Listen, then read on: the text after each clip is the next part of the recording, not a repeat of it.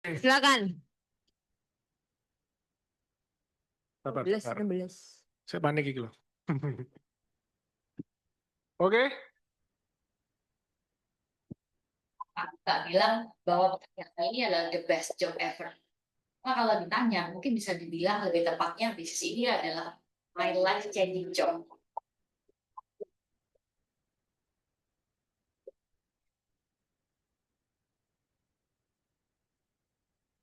rekam.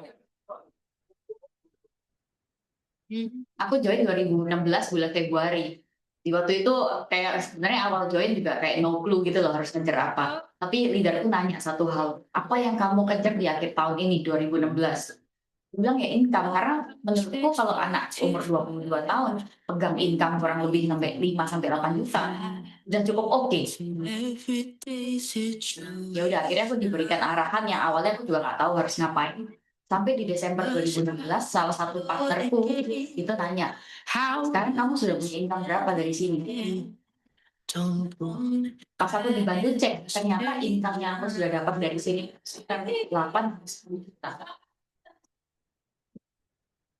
Dan setelah itu aku juga ditelepon, dikabarin kalau ternyata aku dapat double trip ke luar negeri, 2 tiket full trip. Itu aku pulang, aku kasih informasi, aku cuma tanya ke mamaku, aku bilang, "Mah, paspornya mama masih aktif gak?" Mama bilang, "Iya masih." Ya udah, 2 bulan lagi kita berangkat. Di situ di momen mamaku kayak, wow, kayak agak gak percaya, tapi ya senang juga terlihat dari mukanya. Di situ aku juga merasa jadi anak yang useful banget buat orang tua. Bisa give back something ke orang tua dan hanya minta. Yang mungkin value-nya nggak besar. Tapi itu menurutku sebuah kebanggaan seorang anak cewek 20, waktu umur 22 tahun aku belum terlalu memaknai kata-kata jadi berkat buat orang lain. Kalau ditanya udah dapat mobil, udah dapat rumah, udah bisa bawa orang tua jalannya ke luar negeri. Ternyata itu nggak membuat hatiku jauh lebih happy. Tapi ada satu hal yang ternyata aku sadar, apa yang membuat aku benar-benar happy. Ketika aku melihat satu persatu setiap anak dari timku, mereka ngalamin yang namanya pertumbuhan. Pertumbuhan nggak hanya dari aspek finansial, dan mereka juga ngalamin pertumbuhan dari segala macam aspek. Hidup kita dipakai Tuhan untuk jadi berkat buat orang lain. Dan momen aku ngerti soal value past berkali, mungkin itu yang membuat hidupku sebesar hari ini. Value past the kindness ini aku terangkan dalam timku dan timku pun melakukan hal yang sama sehingga multiplikasi dan duplikasi itu terjadi sangat cepat. Yang pasti aku nggak akan berhenti di sini aja. Aku pengen lebih banyak orang lagi yang bisa merasakan kesempatan yang sama kayak aku. Mungkin salah satunya ya kamu. Please welcome Grace Grena. Oke, thank you. Oke, thank you, teman-teman. Oke, luar biasa sekali ya. Kantornya bagus banget loh. Tepuk tangan dulu. Belum pernah. Ini first time nih dengan desain yang baru ya. Sorry itu teman-teman, suaraku agak ada anti noise cancellation ya. Tiba-tiba hari ini agak tepar tapi udah janji ya sudahlah. Aku berusaha untuk sekuat mungkin ya. Thank you buat CR nih yang sudah ngundang di sini. Terus tadi yang kontak aku juga, Ronaldo juga yang spesial banget jemput aku ke bawah ya kan. Thank you semua. Oke teman-teman, perkenalan dulu ya. Kalau aku di sini panggilnya ada yang manggil Grace, ada yang manggil GG juga kadang-kadang karena kan namanya Grace Grena. Terlalu banyak nama Grace, jadi kadang-kadang ada yang manggil GG juga sebenarnya. Jadi hari ini aku cuma mau sharing aja sebenarnya pengalamanku yang selama ini yang aku jalankan di Prudential itu gimana sih gitu. Jadi kalau sekilas background, nah kalau ditanya backgroundnya seperti apa, kalau seorang Grace ini bisa digambarkan mungkin sangat introvert. Jadi super duper introvert. Ada yang tahu Palu Gada? Asik, itu pasti generasi saya ya. Pasti generasi saya ya. Sama yang lain kayak udah Palu Gada apa ya, ada yang nggak ngerti mungkin gitu kan. Iya, jadi kalau bisa dibilang seorang Grace itu adalah orang yang super duper introvert. Jadi kalau ditanya seintrovert apa? Seintrovert kalau misalnya Sinca, biasanya kan pada kumpul keluarga tuh. Kalau saya biasanya ngumpul keluarga kan biasanya pada ngobrol sama teman-teman, sama saudara, sama sepupu gitu kan. Ngumpulnya sama sepupu. Kalau Sincia habis ambil makan pasti duduknya langsung di pojok. Jadi nggak pernah ngobrol sama sepupu tuh nggak pernah. Kalau misalnya kuliah jadi mahasiswi kupu-kupu. Generasi saya tuh. Oke, jadi generasinya sama berarti. Mahasiswi kupu-kupu. Kuliah pulang. Jadi kuliah itu hanya untuk formalitas doang. Yang penting judulnya S1 gitu. Tapi kalau tanya kuliah apa enggak, ya Senin Kemis masuknya. Karena apa? Saya backgroundnya adalah super duper introvert dan anak gamers. Jadi kelihatan enggak kalau tampilannya anak gamers. Jangan lihat yang sekarang. Oh iya juga tuh ya bener Jay. Nanti aku cerita gimana ceritanya sama Mobile Legend. Tapi zaman kuliah dulu mainnya dari SMA itu mainnya Ayo Dance. Jadi ada yang seangkatan? Oke. Jadi tahun berapa sih Jay? Tahun 90-an lah ya. Oh iya sama dong. Iya, pas banget. Oke. 93. Iya, jadi aku tahun 93, kelahiran 93, join di bisnis ini umur 22 tahun. Jadi ini tahun ke-9 di Pru. Jadi siapa bilang orang introvert, anak gamers, nggak bisa join di asuransi gitu kan, yang nggak bisa sukses di asuransi. Enggak. Ternyata saya sudah membuktikan kalau di asuransi itu ternyata tidak perlu jago ngomong, tapi lebih jago mendengar, deep listening. Gitu, itu yang saya pelajarin. Jadi sekilas background, saya orang yang introvert, gamers, jadi kuliah itu hanya untuk formalitas dan setiap hari kerjaannya main game sampai subuh-subuh. Jadi kuliah biasanya SKS itu benar-benar kayak cuma formalitas doang lah, tidur tuh jam 4 pagi, jam 6 pagi, jam 8 bangun, kuliah, habis pulang kuliah, pengen cepat-cepat pulang supaya bisa main game. Gitu. Jadi se-introvert itu teman-teman. Lalu backgroundnya dari SD sebenarnya bisa dibilang kayak kenapa kok tak bilang palu gada? Jadi apa lu mau gua ada. Pokoknya dari SD, SMP, SMA, kuliah, pokoknya apapun yang bisa jadi profit saya kerjakan. Yang penting tidak ketemu orang. Jadi dari SD itu kan kalau yang angkatan 93 nih, zaman loose leaf tahu kan? Binder apa ya? Binder ya namanya ya. Itu tahun saya tuh pas itu. Oh, jadi juga. Binder ya C namanya ya. Terus ada penghapus yang wangi-wangi itu kan, iya kan, yang ada bolpen atasnya ada mainannya. Nah itu saya kulaan di dekat rumah, saya bawa ke sekolah, saya jual.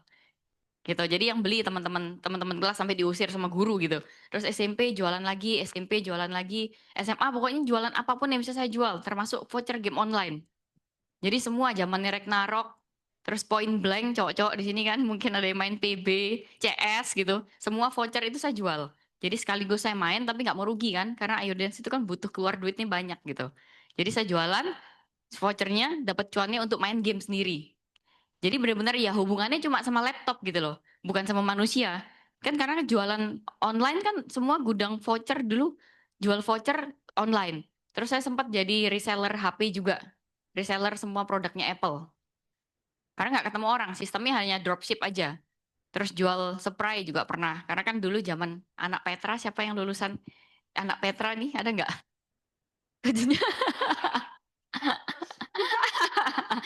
Nggak apa-apa, alumni berarti.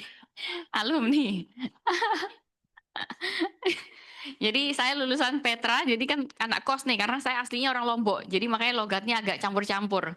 Jadi saya aslinya orang Lombok, kuliah ke Petra itu ngekos. Anak kos-kosan tuh kan pasti kalau masuk ajaran baru tuh perlu di kos-kosan perlu banyak bikin spray baru, pasang spray baru. Ya udah saya ngelihat peluang, saya ngelihat oh ini anak-anak kos nih butuh spray nih pasti nih. Ya udah saya kulaan sama temennya mama, ngambil langsung dari pabrik saya jual. Saya izin sama mbak kosnya, mbak boleh enggak? Kan di Petra itu ada satu susuk yang punya banyak kos gitu. Jadi satu owner punya kayak 9 gedung kos gitu.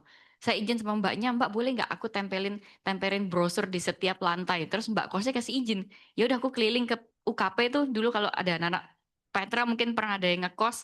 Itu di kos-kosan tuh semua flyer saya, flyer jualan Apple, flyer jualan Sprite, terus flyer jualan Häagen-Dazs. Itu. Jadi zaman dulu kan jarang ada yang pegang kartu kredit ya di zaman angkatan saya kuliah gitu. Terus saya kebetulan dikasih pinjam kartu kredit tambahan. Dan waktu itu buy one get one-nya Mandiri kalau nggak salah. Kalau sekarang kan BCA tuh setiap hari Senin. Kalau dulu buy one get one-nya dulu satu pin itu modalnya cuma 70.000. Jadi saya jual 140.000 Häagen-Dazs ke anak-anak kos. Karena apalagi anak DKV, kalau dari lulusannya DKV, anak desain itu sukaannya begadang. Kalau begadang sukaannya bikin mock up ya judulnya. Kalau nggak salah mock up. Kalau anak desain bikin mock up sampai tengah malam butuh cemilan. Nah, konteks saya jualnya Häagen-Dazs. Jadi kalau sekarang saya lihat Häagen-Dazs tuh udah enak banget teman-teman. Karena dulu satu kulkas tuh semua isinya Häagen-Dazs gitu. Dan akhirnya dari dulu milih kerjaan apa ya pokoknya karena sudah terlatih jadi pikiran orang Cina gitu loh. Kayak cari cuan karena ngelihat usaha orang tua. Jadi papa itu backgroundnya kontraktor, kalau mama backgroundnya punya toko. Punya toko. Saya nggak bilang mama saya punya bisnis. Kalau dulu saya bilangnya punya bisnis, tapi kalau sekarang saya nggak bisa bilang itu sebuah bisnis. Karena toko mama saya sampai detik ini tidak bisa ditinggal. Saya baru tahu sejak masuk Pru, kalau yang namanya bisnis itu harus punya sistem baru bisa dikatakan bisnis. Nah, sampai sekarang masalahnya toko itu tidak bisa ditinggal karena tidak punya sistem. Jadi nggak bisa dibilang business owner, yaitu punya toko gitu. Nah itu background saya sekilas teman-teman. Jadi apapun lu mau gue ada gitu zaman itu. Terus akhirnya bukalah bisnis F&B juga. Jadi di tahun 2000, jadi saya kan join di Pro itu tahun 2016. Saya di tahun 2014 itu sempat bantuin Koko kongsi buka restoran. Jadi ada yang orang Citraland nggak? Tahun 2014, sekarang itu udah jadi Indomaret depannya Brew and Else. Ada Niku, terus ada Indomaret ya. Tanah itu sekarang jadi Indomaret gitu. Dulu ada restoran namanya Coco Palm. Nah itu tahun 2014. Konsep pantai pertama tahu ya? Ah, puji Tuhan. Jadi ini restoran dengan konsep awalnya karena saya asli Lombok, jadi dapat ide dong gimana bikin konsep apa ya yang berbeda di Surabaya gitu loh. Jadi bikinlah konsep restoran dengan konsep pantai pertama di Surabaya. Maunya chill and drink gitu, tapi di Surabaya kan buka bisnis dulu tidak sepanas hari ini. Dulu tidak sepanas hari ini masih oke lah gitu loh. Apalagi Citraland kan dulu udaranya masih oke di tahun itu gitu loh. Sekarang aduh berapa hari ini kita tahu sendiri ya Surabaya super panas. Jadi memang global warming gitu. Jadi dulu masih oke konsep ini, masih masuk karena konsep pertama. Tapi saya kan bantuin Koko nih buka restoran. Saya bantuin Koko buka restoran dan saya baru tahu ternyata bikin bisnis itu tidak semudah itu Ferguso. Jadi banyak struggle-nya juga waktu jalanin bisnis F&B ini karena kelihatannya enak ya kita lihat restoran atau rumah makan yang udah besar-besar sukses. Ya memang kalau sukses enak gitu loh, tapi ternyata di balik layarnya itu banyak ceritanya juga gitu. Karena saat di zaman tahun 2013 2014 ini waktu itu restoran banyak banget yang buka termasuk Spasio yang lagi booming setelahnya Loop ya. Terus yang waktu itu menjadi saingan berat juga kayak model ke domisil.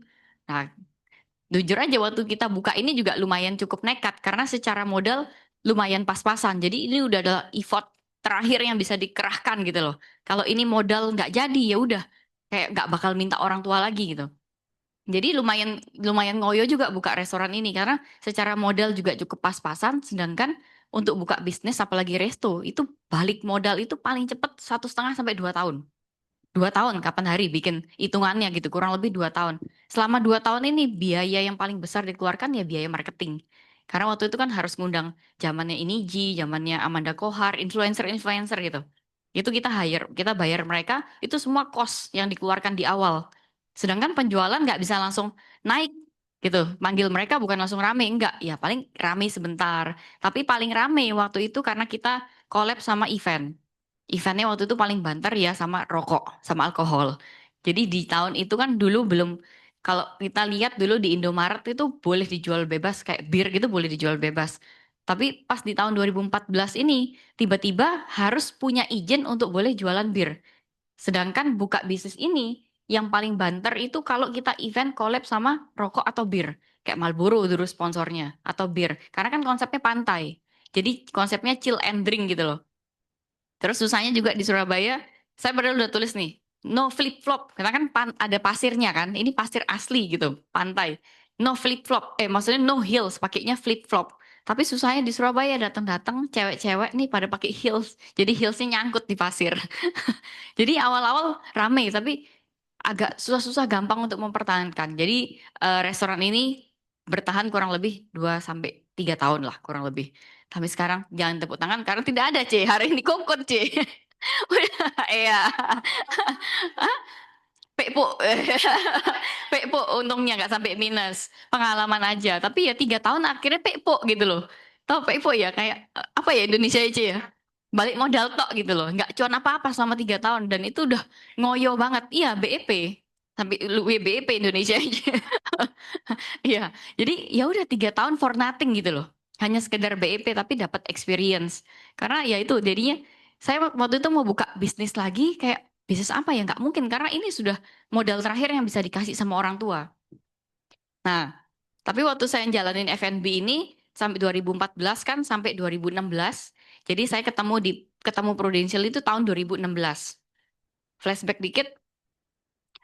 Jadi saya join kan umur 22 tahun. Umur 20 tahun, 22 tahun itu saya lulus kuliah langsung di Pru.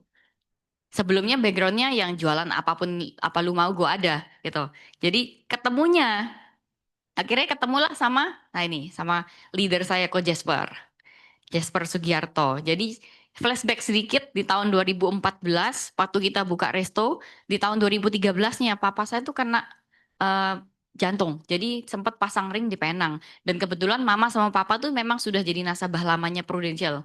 Udah lama banget, tapi tipe nasabah yang nggak ngerti apa yang dia ambil gitu loh.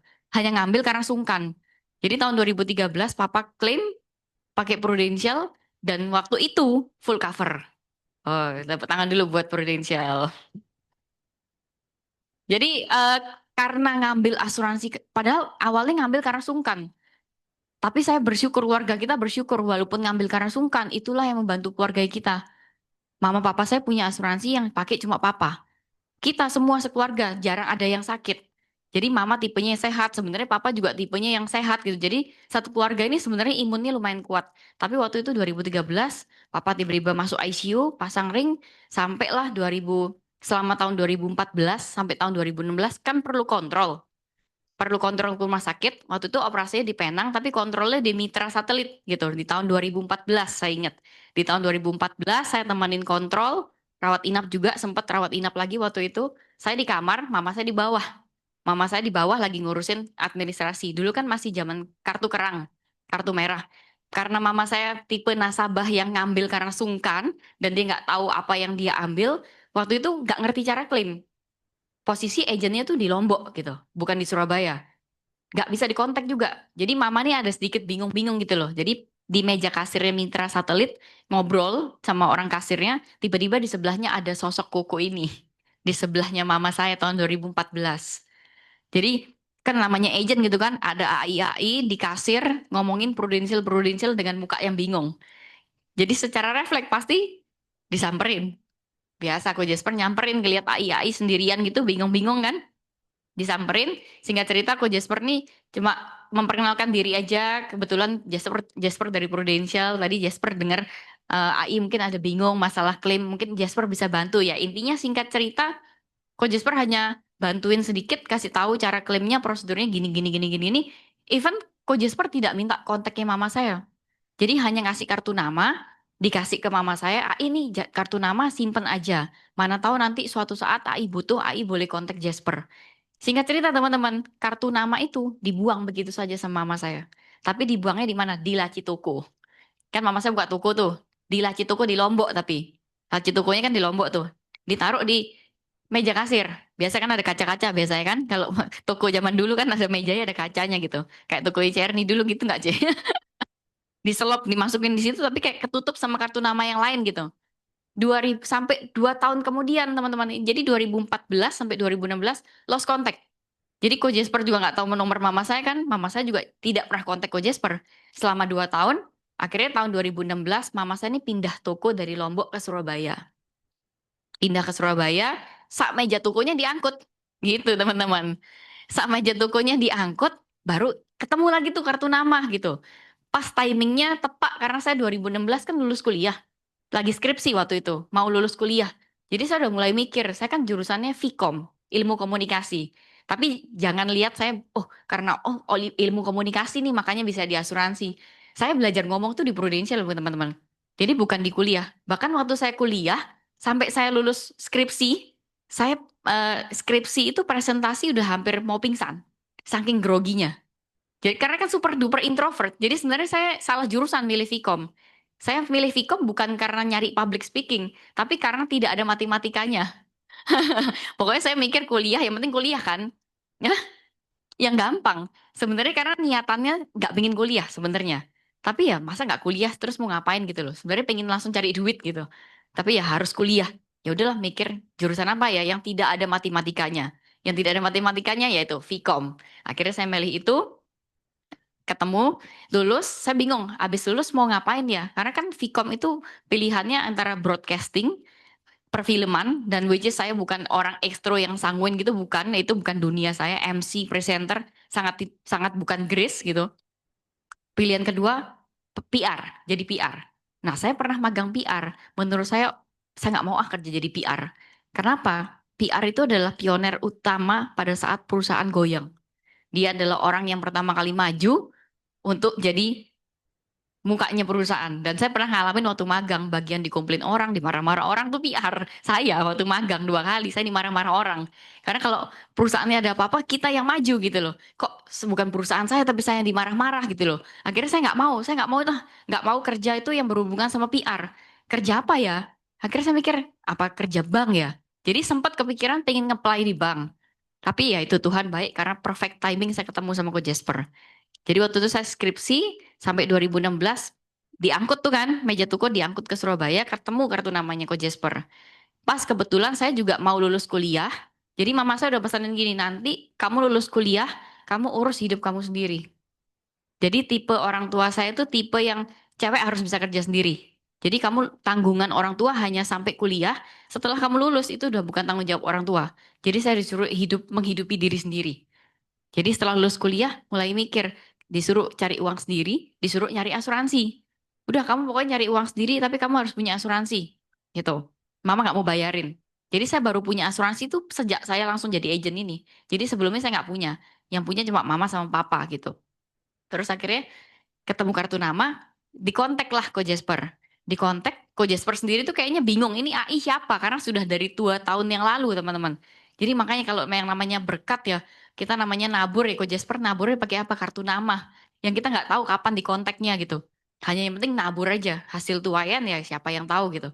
Dikontak, mama saya bilang, halo Jasper ini AI yang dulu di Mitra bla bla. Intinya Ko Jasper kayaknya nggak ingat juga gitu. Ditelepon, bisa nggak ketemu? Kebetulan AI mau tanya semacam review polis gitu loh. Karena mama saya sudah malas berurusan dengan agen yang di Lombok ini. Gitu. Jadi dia mau nyari agen pengganti yang lebih muda lah intinya. Terus boleh nggak AI mau nanya-nanya asuransinya AI. Sekalian anaknya AI mungkin mau nanya asuransi gitu. Dipanggil lah ke Jasper malam itu. Kan sudah pindah ke Surabaya nih. Dipanggil ke rumah saya di Surabaya Barat. Dipanggil tapi waktu itu teman-teman zaman dulu kan cewek Indragiri tahun segitu tuh banjir parah. Jadi waktu malam itu Ko Jasper kejebak banjir di Indragiri. Jadi nggak bisa ke rumah. Intinya sampai jam 9 malam, janjian jam 7 sampai jam 9 Ko Jasper nggak bisa nyampe karena masih stuck di sana di Indragiri. Akhirnya Ko Jasper bilang, sorry, Jasper nggak bisa ke sana malam ini, boleh nggak ganti besok? Nah akhirnya ketemulah besok di toko.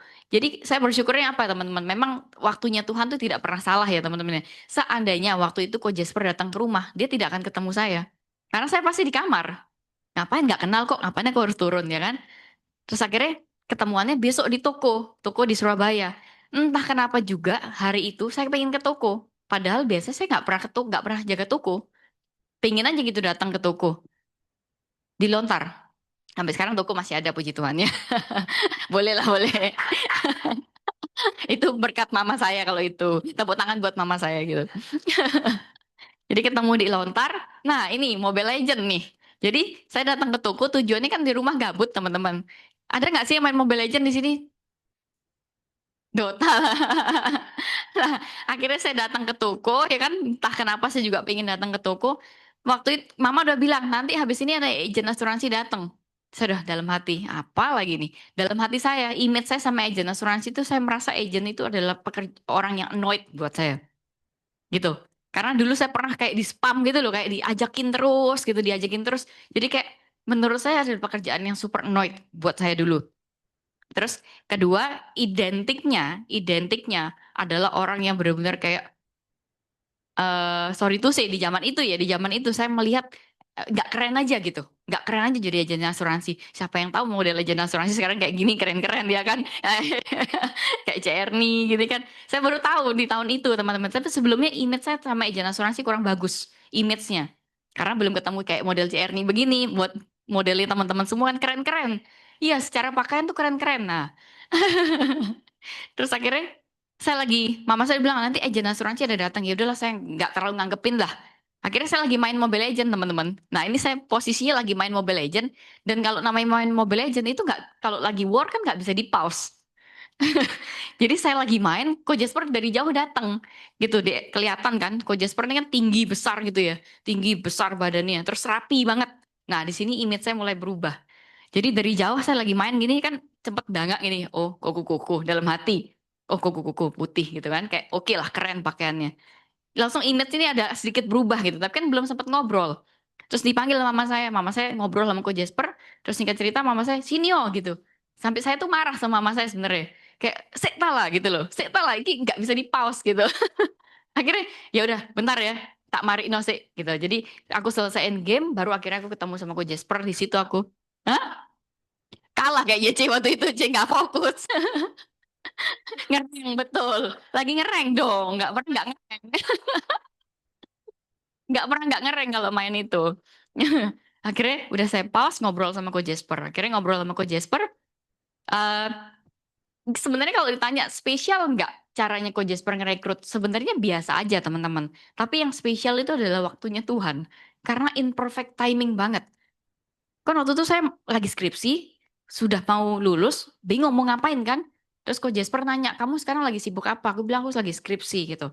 Terus habis ini ke rencana kamu mau ngapain? Ya sebenarnya dalam hati, ya gengsi ngomong ya, tapi dalam hati sebenarnya bingung juga sih mau kerja apa. Tapi aku bilang sama Coach Jasper, ya mau kerja bank gitu. Tapi kan belum sempat ngeplay teman-teman. Terus Coach Jasper cuma bilang gini, ya udah ini kan mama kamu suruh kamu buka asuransi, kamu aja yang jadi agennya katanya gitu. Saya nggak mikir apa-apa. Sebenarnya saya lagi ngeblank waktu itu teman-teman. Lagi ngeblank. Terus ya udah nanti kamu aja yang jadi agennya. Nanti Koko nanti kamu datang aja ke kantor kita hari Sabtu gitu. Hari Sabtu dengan Teng Kali. Terus dia edifikasi satu orang yang anak muda katanya gitu. Ada tim Koko tuh banyak anak mudanya katanya gitu. Dia bilang ada satu cowok umur 19 tahun bisa beli Velfire sendiri, katanya gitu, di tahun 2016. Dalam hati saya, teman-teman, dalam hati, kedabrus, empret, dalam hati. Karena saya kan nggak tahu income sebagai agen asuransi seberapa besar gitu loh. Dalam hati apa? Halah, paling duit bapak Jadi itu image saya terhadap pekerjaan sebagai agen asuransi awalnya. Tapi ya udahlah, udah telanjur janji ya udah saya datang aja lah. Datang aja ke kantor, hari Sabtu, di situ baru pertama kali saya ngeliat bahwa ternyata agen asuransi itu keren-keren gitu. Terus akhirnya saya ikut BOP. Ikut BOP, ya udah akhirnya ya udah join kayak berasa dihipnosis, dikasih KTP, kasih buku tabungan bla bla bla, daftar. Tapi setelah daftar jalan nggak? Enggak. Nggak langsung jalan, teman-teman. Jadi ya itu image pertama saya karena kan masih skripsi, masih fokus sama pinginnya habis lulus mau nggak mau langsung kerja gitu loh. Mau yang menikmati hidup sebentar lah gitu loh. Namanya anak muda umur 22 tahun. Akhirnya 3 bulan itu tidak ada produksi sama sekali. Tapi selama 3 bulan ini nih hebatnya leader saya. Dia konsisten memfollow up saya tiap hari teman-teman selama 3 bulan itu. Jadi sampai telepon Jasper Sugiarto, reject gitu. Jadi sempat saya nih karma juga mungkin sama leader ya. Jadi saya reject teleponnya. Tapi hebatnya ya itu konsistennya seorang leader memfollow up. Jadi selama 3 bulan, nih di mana? Grace di mana? Kalau enggak kirim pura-pura kirimin makanan gitu loh. Ini Koko kebetulan lewat gini bawain mie. Dia tahu mama saya suka mie dikasihin mie gitu.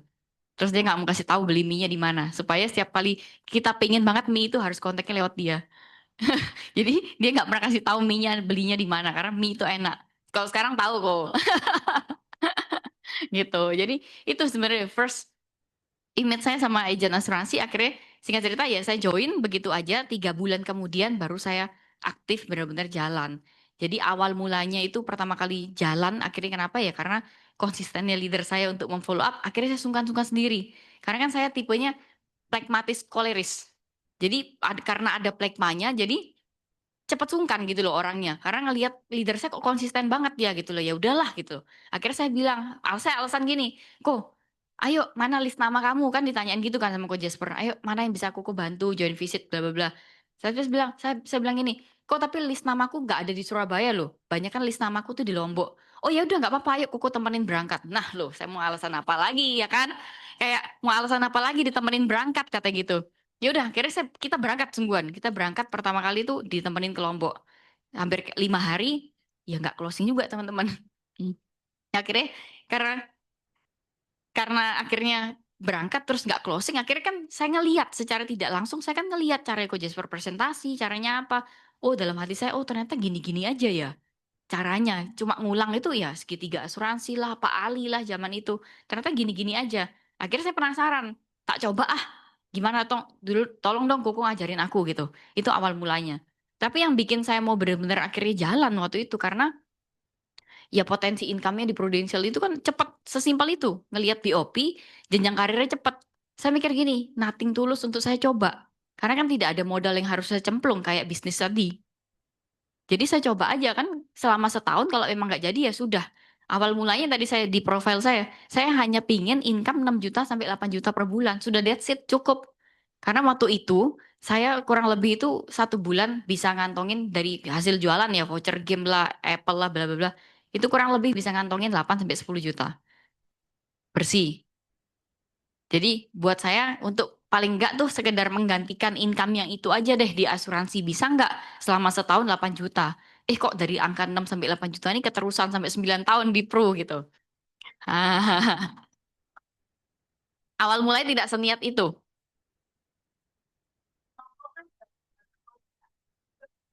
Penasaran sih. Penasaran. Jadi saya ada jiwa kiasunya sebenarnya. Jadi kiasu itu nggak mau kalah. Ada jiwa nggak mau kalah. Karena ada koleris kan. Jadi sebenarnya ini dua karakter yang sangat bertentangan. Koleris dan plekma. Tapi karena ada jiwa kiasunya, jadi penasaran. Masa cuma gini doang nggak bisa sih? Kedua, akhirnya karena kan janjian. Kan mau minta joint visit. Sebentar nasabah saya bisa, bentar leader saya nggak bisa. Bentar leader saya bisa, bentar nasabahnya nggak bisa. Jadi waktunya tuh nggak klop. Sampai akhirnya saya penasaran sendiri. Ya udah saya aja deh yang belajar latihan ngomong gitu. Langsung role play tak coba sendiri. Karena mangkal juga karena nungguin Ko Jasper bentar jadwalnya nggak match gitu loh. Akhirnya ya udah tak coba memberanikan diri. Memberanikan diri. Sebenarnya nggak mikir apa-apa karena men-challenge diri sendiri, penasaran dengan dari jiwa penasarannya itu loh. Kedua ya karena pengen income 8 juta. Tapi kalau tanya kenapa sih income 8 juta gitu? Karena waktu itu ya untuk gantiin income, kan tadi mama udah bilang pokoknya habis ini urusan hidupmu sendiri. Jadi bermula dari angka 8 juta itu akhirnya saya keterusan. Ini mau cerita, C. Nah ini awal mulanya kalau ditanya, saya biasanya kan orang cerita bagus-bagusnya doang gitu selama di Prudential, di asuransi. Tapi kalau saya pengen cerita justru nggak enaknya dulu. Jadi proses saya pertama kali tadi kenapa? Karena penasaran dan pengen income hanya 8 juta. Tapi sesuatu yang awalnya saya dari introvert untuk kontak orang duluan itu kan sangat nggak nyaman. Karena biasanya orang nyari duluan. Saya tipe yang yes man gitu loh. Tipe yang orang yang nyari duluan, nggak mungkin saya nyari orang duluan. Tapi karena dipaksa dengan namanya keadaan gitu kan. Akhirnya hal itu menjadi hal yang biasa. Setelah hal itu menjadi hal yang biasa, ya itu jadi habit akhirnya. Cerita awal pertama kali closing. Closingan pertama saya joint visit. Katanya Coach Jasper kan joint visit. Ya udah tapi saya sebelumnya udah pernah role play lah sedikit-sedikit. Joint visit dengan cara review polis dan orangnya bilang, "Oh, aku nggak punya asuransi, Grace," gitu ya. Kebetulan kan kata-kata utamanya adalah kebetulan.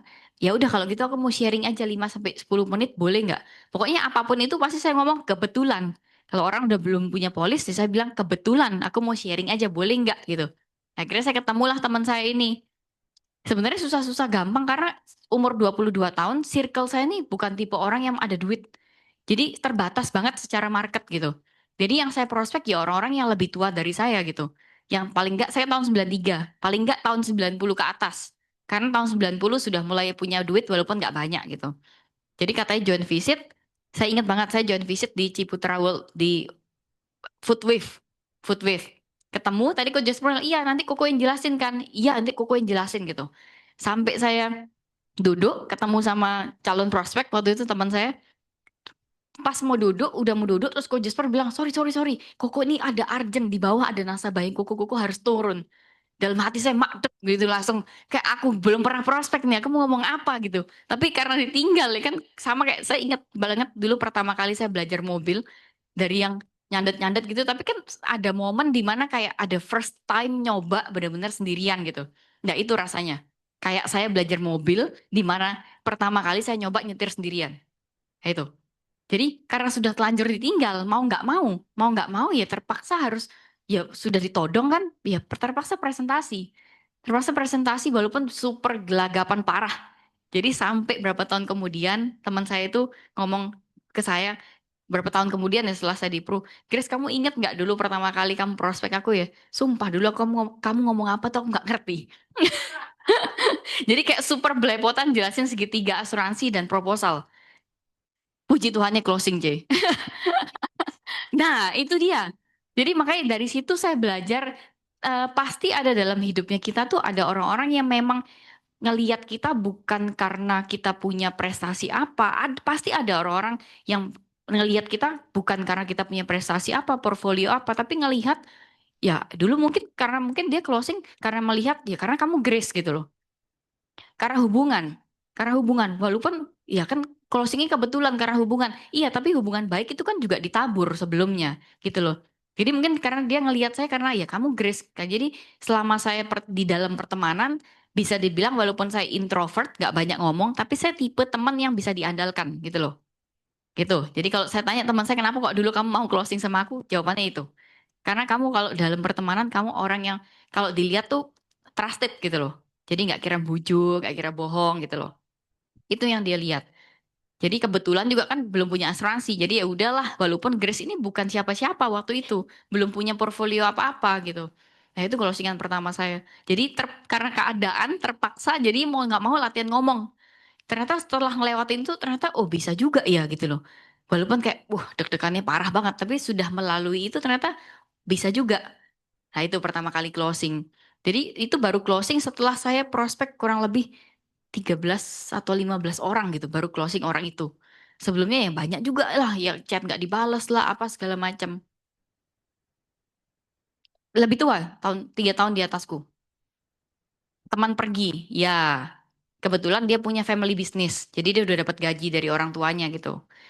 Cerita nggak enak kedua, cerita nggak enak kedua yang memproses saya gitu. Prospek 9 kali. Dulu kan zaman bukan Proofforce ya, dulu kan harus manual kan. Dan print itu kan harus live, tidak bisa di save waktu itu proposalnya. Jadi bikin harus langsung di print. Kan dulu saya bolak-balik ke Genteng Kali, saya prospeknya di Barat. Jadi saya prospek ini ditemenin Ko Jasper beberapa kali, tapi nggak selama 9 kali ditemenin terus. Jadi saya prospek sampai di pertemuan ke-8, mau janjian untuk pertemuan ke-9, karena kan revisi proposal minta ganti inilah itulah produknya begini begini, jadi proposal tuh ganti sampai berkali-kali gitu. Jadi saya kemana-mana ngeprint bawa proposal tebel gitu sampai di pertemuan ke-8 sudah ada bau-baunya. Di pertemuan 9 ini, pertemuan ke-9 pasti closing gitu, pasti closing.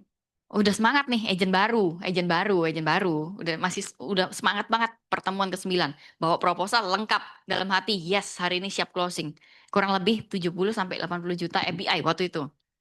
Udah excited banget kan gitu untuk menjemput case. Semangat banget karena orangnya udah kayak positive vibes gitu loh, udah kayak nggak ada HO gitu. Pertemuan ke-9 datang, duduk, udah jelasin ulang nih proposalnya, benefitnya ini. Terakhir ngomong kayak gini, Grace, sorry, aku kayaknya jadinya ngambil lambe II ku. Langsung saya sebagai agent baru tuh mental udah rasanya nggak pengen, Allah nggak usah asuransian lah, nggak usah jalanin peru lagi lah. Kayaknya gini-gini amat gitu loh, kayak di PHP yang sangat parah dan itu sama teman sendiri gitu.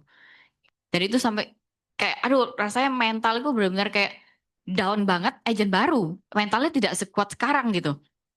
9 kali prospek bolak-balik udah kayak di depan mata tinggal closing, ternyata ngomong ngambil sama II-nya. Dalam hati ya mbok dari tadi kamu ngomong gitu loh. Kenapa aku harus biarin 1 jam prospek dijelasin baru kamu, dan aku malu kan karena ada Ko Jasper gitu loh. Dalam hati malu sebenarnya, padahal Ko Jasper tidak pernah menyalahkan juga pasti kan, tapi dalam hati itu nggak enak gitu. Sampai akhirnya sempet down beberapa 1-2 bulan kayak gitu, tapi sungguhan jadi kayak udahlah males banget, bahkan dicariin Ko Jasper kayak udah menghilang gitu, kayak kadang-kadang nggak tak bales, kadang nggak tak reject gitu loh. Jadi kayak ya udahlah, nggak usah, tapi bersyukurnya teman-teman, saya masih datang ke sistem. Jadi kan kayak hari ini kan sistem ya. Saya masih datang ke sistem hari Sabtu. Walaupun secara mental down, tapi ya saya sempetin tetap terus belajar. Karena datang ke sistem itu seru. Selalu ada hal-hal baru yang dipelajarin. Akhirnya saya tetap datang sistem sama yang bikin saya bertahan nih karena orang-orang di sekitarnya gitu sama sistem itu sendiri. Jadi ini proses nggak enak yang kedua. Ketiga, prospek canvassing di Surabaya di Gedung Doro. Saya prospek kan bingung nih. Ya udah akhirnya selama 2 bulan tuh kayak mem- memotivasi diri sendiri. Nggak bisa Grace, yuk coba yuk sekali lagi yuk gitu. Jadi selalu dalam prinsip hidup saya tuh coba yuk one more, one more, one more. Setiap kali pengen nyerah tuh pasti ngomong sekali lagi, sekali lagi, sekali sekali lagi aja. Sekali lagi aja terus aja begitu. Setiap tahun kalau saya lagi down saya selalu ngomong hal itu ke diri sendiri. Sekali lagi deh coba. Masa sih nggak berhasil? Sekali lagi, pokoknya sekali lagi terus gitu. Sampai berhasil, bener. Yang ketiga, prospek canvassing ke Gedung Doro. Saya ini tapi bukan tipe yang hard canvassing ya. Soft canvassing yang pura-pura belanja gitu loh. Karena kan mikir, siapa lagi ya gitu. Kira saya prospek ke Gedung Doro, itu juga beberapa kali pertemuan, pokoknya. Terus di pertemuan terakhir udah pokoknya CC ini udah pasti mau ngambil lah gitu loh bau-baunya. Canvassing, akhirnya saya ke sana pertemuan terakhir, kan toko rame ya. Kalau siang jam 3 sore, jam jam 3 tuh kan toko lagi rame-ramenya gitu. Bukan toko CR nih kok dulu. Terus akhirnya bukan Gedung Doro soalnya. Terus akhirnya saya tungguin karena saya ya bentar ya Grace katanya gitu. Bentar ya. Saya repot. Ya saya memang tokonya lagi rame banget gitu. Akhirnya saya tunggu agent baru. Biasa agent baru. Sangat polos. Saya tungguin beneran teman-teman. Saya pikir-pikir kalau sekarang saya mikir ngapain saya tunggu ya. Tahu gitu tak tinggal ke TPC tak balik lagi gitu. Tapi waktu itu saya tunggu. Oh iya kok gitu kan. Oh iya kok iya C tak tunggu. Jadi saya tunggu itu berdiri 3 jam tidak dikasih duduk teman-teman. Tak tungguin 3 jam panas-panasan. Terus saya ini takut tikus teman-teman. Jadi tuh berdiri di situ 3 jam nggak dikasih duduk gitu kan. Tikus itu lewat-lewat, aduh rasanya tuh kayak merinding sebadan gitu loh. Ya itu tak jalanin gitu loh prosesnya. Akhirnya pas ketemu sama kokonya udah tutup toko bla bla bla. Toko sudah mau ditutup. Kayak bentar ya Grace gitu, bentar. Lagi beres-beres katanya sampai jam 5 sore. Sampai jam setengah 6 jam 6 sore lah. Oh iya iya aku tunggu kan. Terus sudah mau presentasi, terus Grace, saya sudah mau presentasi belum sempat presentasi, terus Koko bilang, "Oh Grace, kita jadinya pakai BPJS." Kayak aduh, kayak apa lagi nih kan? Kayak wah, mental tuh nggak karu-karuan gitu loh. Kayak dalam hati tuh kayak marah, sedih jadi satu semua. Kepanasan, udah lapar semua jadi satu gitu. Jadi kayak ada aja gitu ceritanya nggak enaknya. Terus perasaan apa lagi yang nggak enak di sini gitu. Prospek keluar kota ke Samarinda. Karena di situ ada saya satu orang, saya hanya kenal satu orang, pikirnya nanti direferensiin gitu. Berangkatlah saya ke Samarinda yang tadinya mau 1 minggu, jadinya 1 bulan. Karena di tahun itu bendungannya Samarinda tuh jebol. Jadi banjir itu segini teman-teman. Ini tahun 2017 kalau nggak salah ya. Lupa saya tahun berapa. Banjir itu segini. Jadi saya kemana-mana pakai kapal sekoci itu loh. Modelan cewek menik-menik kayak gini itu banjir, lewatin banjir segini. Dan itu prosesnya saya jalanin dulu teman-teman. Jadi kalau zaman sekarang ya tak rasa ya nggak akan sesorok itu. Mungkin ya hanya chat nggak dibales gitu. Sekarang ada Zoom kan, nggak harus sampai melewatin itu gitu. Saya prospek banjir segini. Mobil sepupu saya kan kebetulan tinggi, Range Rover gitu kan. Range Rover apa Ranger. Tapi kalau turun tetap harus buka pagar kan, dan harus ngelewatin banjir yang segini gitu. Pas saya mau turun, mau buka pagar, baru buka pintu, saya ngeliat kepala ular tuh udah kayak, karena kan banjir, semua meluap teman-teman. Sampah-sampah udah ngapung, terus tiba-tiba kayak ada kepala ular. Akhirnya saya nunggu. Terus lebih parahnya lagi, tadi saya bilang saya takut tikus tuh, sorry tuh sih, bangkai-bangkai tikus itu udah ngapung semua gitu. Jadi rasanya kok prospek gini amat, terus saya pengen nangis gitu loh, modelannya begini gitu. Nah, akhirnya itu tak jalanin teman-teman. Terus 2016, 2017 datang ke sistem, datang ke sistem sendirian, belum ada tim. FOMO nggak ngelihat yang lain yang datang bisa bawa timnya rame-rame? Ya sangat-sangat FOMO. Apalagi waktu itu kan ada angkatan saya yang seangkatan ada namanya Willianto, itu directnya Ko Jasper juga. Dia lebih muda dari saya 3 tahun, tahun 96, tapi timnya udah lumayan banyak. Karena kan anak kuliahan itu sangat gampang untuk kayak, ayo main oh aku. Jadi kayak timnya selalu rame datang sistem. Saya FOMO teman-teman. Kok saya lebih tua dari dia, tapi kok tim saya kok nggak, saya setiap kali datang sistem itu sendirian gitu. Jadi kayak perasaannya tuh sedih ngeliatin timnya orang lain yang bisa bertumbuh itu kencang. lihat grupnya Willy, temennya banyak, grupnya Coronal waktu Ronald Sulaksono waktu itu timnya besar juga. Jadi kok timnya siapa kayak timnya semua kok besar ya? Bill Stanley gitu, Efron kok timnya banyak gitu. Dalam hati kok saya sendirian gitu. Jadi sempet nggak ngalamin datang sistem, datang ke kantor dengan perasaan malu. Ya pernah juga. Tapi ya udah tetap tak jalanin dan itu nggak banyak orang tahu sebenarnya. Karena kan saya introvert, saya nggak banyak ngomong gitu. Tapi dalam hati tuh ngempet gitu loh. Sebenarnya FOMO. Ada perasaan ya lonely. Sempat nggak berkecil hati nggak punya tim? Ya sempat juga. Tapi tetap dijalanin. Dan akhirnya karena saya bersabar melewati prosesnya teman-teman. Akhirnya puji Tuhannya satu persatu saya ngelewatin prosesnya yang juga nggak gampang. Dipertemukan dengan tim yang luar biasa. Nah, akhirnya ketemulah satu persatu mulai tahun 2017 akhir ketemu Iswandi.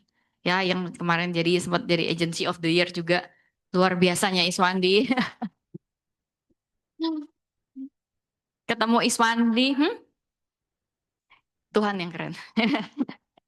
Ya, ketemunya Iswandi gimana? Itu juga saya dari orang nggak kenal. Jadi kan saya tadi posisi sama Ko Jasper nggak kenal. Saya sama Iswandi juga orang nggak kenal.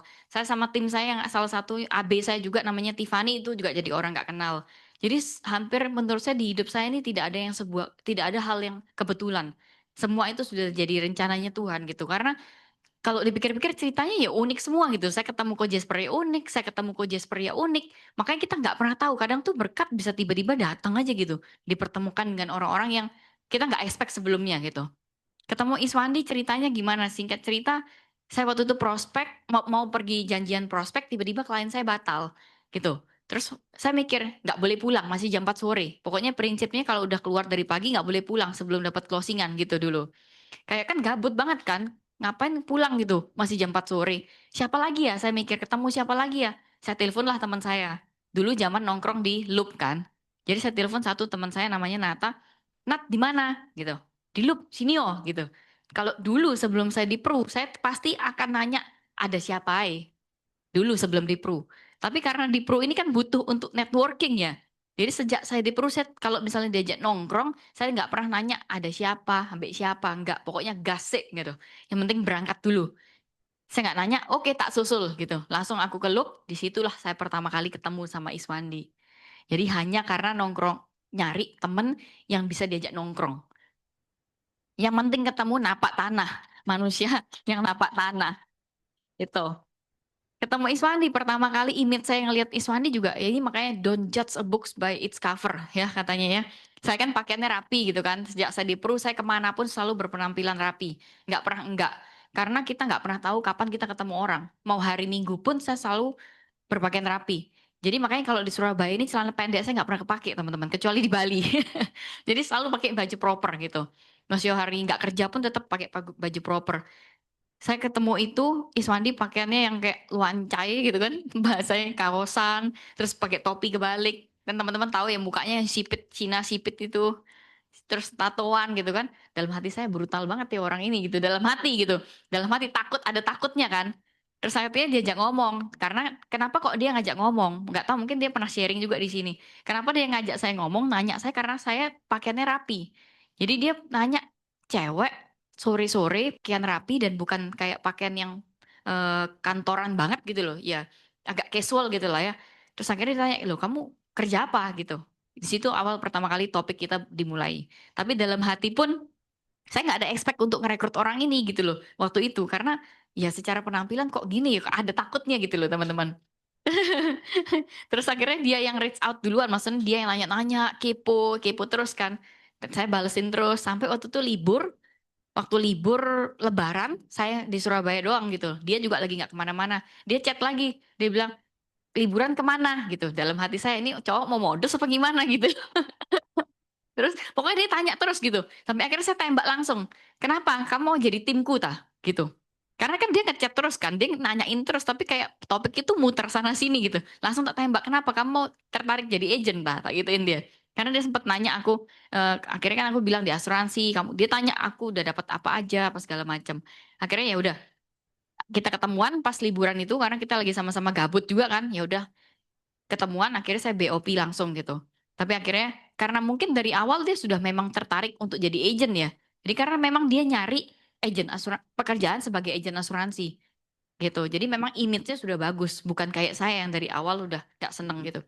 Singkat cerita ya dia join, ya udah dia join tapi nggak langsung jalan juga waktu itu karena dia sempat bingung memilih apakah tetap stay di Pru atau jalanin bisnis lain. Karena dia sempat diajak kongsi sama temennya juga waktu itu gitu. Jadi awal mula itu juga nggak gampang karena kita dua karakter yang sangat berbeda. Jadi saya tipenya plekma koleris, dia super koleris gitu kan. Jadi kalau ditanya gampang nggak untuk menghandle seorang Iswandi? Enggak. Dan ini mungkin nggak banyak orang tahu gitu. Makanya ada saya sempat sempat diceritain juga. Menurut saya ini saya belajar soal kapasitas sih. Maksudnya kadang-kadang tuh leader nggak harus be loud, tapi kadang-kadang leader itu ya juga butuh untuk banyak mendengar gitu. Jadi itu awal mulanya saya ketemu sama Iswandi, ya puji Tuhan ya sampai sekarang terus jadi bisnis partner. Nanti saya cerita juga apa yang saya pelajarin dari sana gitu kan. Tapi perasaan untuk deal dengan perasaan dia lebih hebat dari saya itu butuh proses. Jadi di sini makanya saya bisa bilang mungkin itu soal kapasitas. Kalau dulu saya kalau ada orang tahu, oh kamu timnya Iswandi ya, gitu. Jadi nggak banyak yang tahu kalau saya lead atas Iswandi gitu. Jadi banyak kan, oh kamu timnya Iswandi ya. Kalau dulu, jujur aja saya bisa tersinggung. Kalau dulu. Tapi lama-lama saya belajar soal kapasitas diri dan identitas diri. Jadi lama-lama kalau sekarang jujur aja kalau orang nanya kamu timnya Iswandi ya, saya ketawa aja, saya dalam hati ketawa. Karena apa? Kalau dulu mungkin saya mencari validasi ya. Kalau dulu saya mencari validasi dari orang. Tapi kalau sekarang saya justru suka kalau orang nggak tahu saya siapa. Karena dari situ saya bisa lihat orang itu tulus apa enggak. Jadi nggak gampang teman-teman. Jadi kalau karena saya sempat dengar ada orang cerita timnya punya eh misalnya saya sama Iswandi gitu ya, Iswandinya lebih hebat. Orang ini cerita dia tuh bisa nggak suka sama sama timnya sendiri. Misalnya saya gitu ya, misalnya saya jadi nggak suka sama Iswandi gitu. Terus saya begitu orang itu cerita saya cuma saya ketawa, bukan ketawa tapi kayak kayak gitu loh, ketawa kayak memang nggak gampang untuk kamu deal dengan perasaan itu. Saya bilang nggak semua orang bisa berpikir kayak bisa mengakui kayak orang tua dan anak gitu ya. Orang tua dan anak bisa mengakui bahwa anaknya lebih hebat daripada bapak ibunya gitu. Di situ justru kapasitas diuji. Jadi struggle-nya ya ada sendiri. Ya.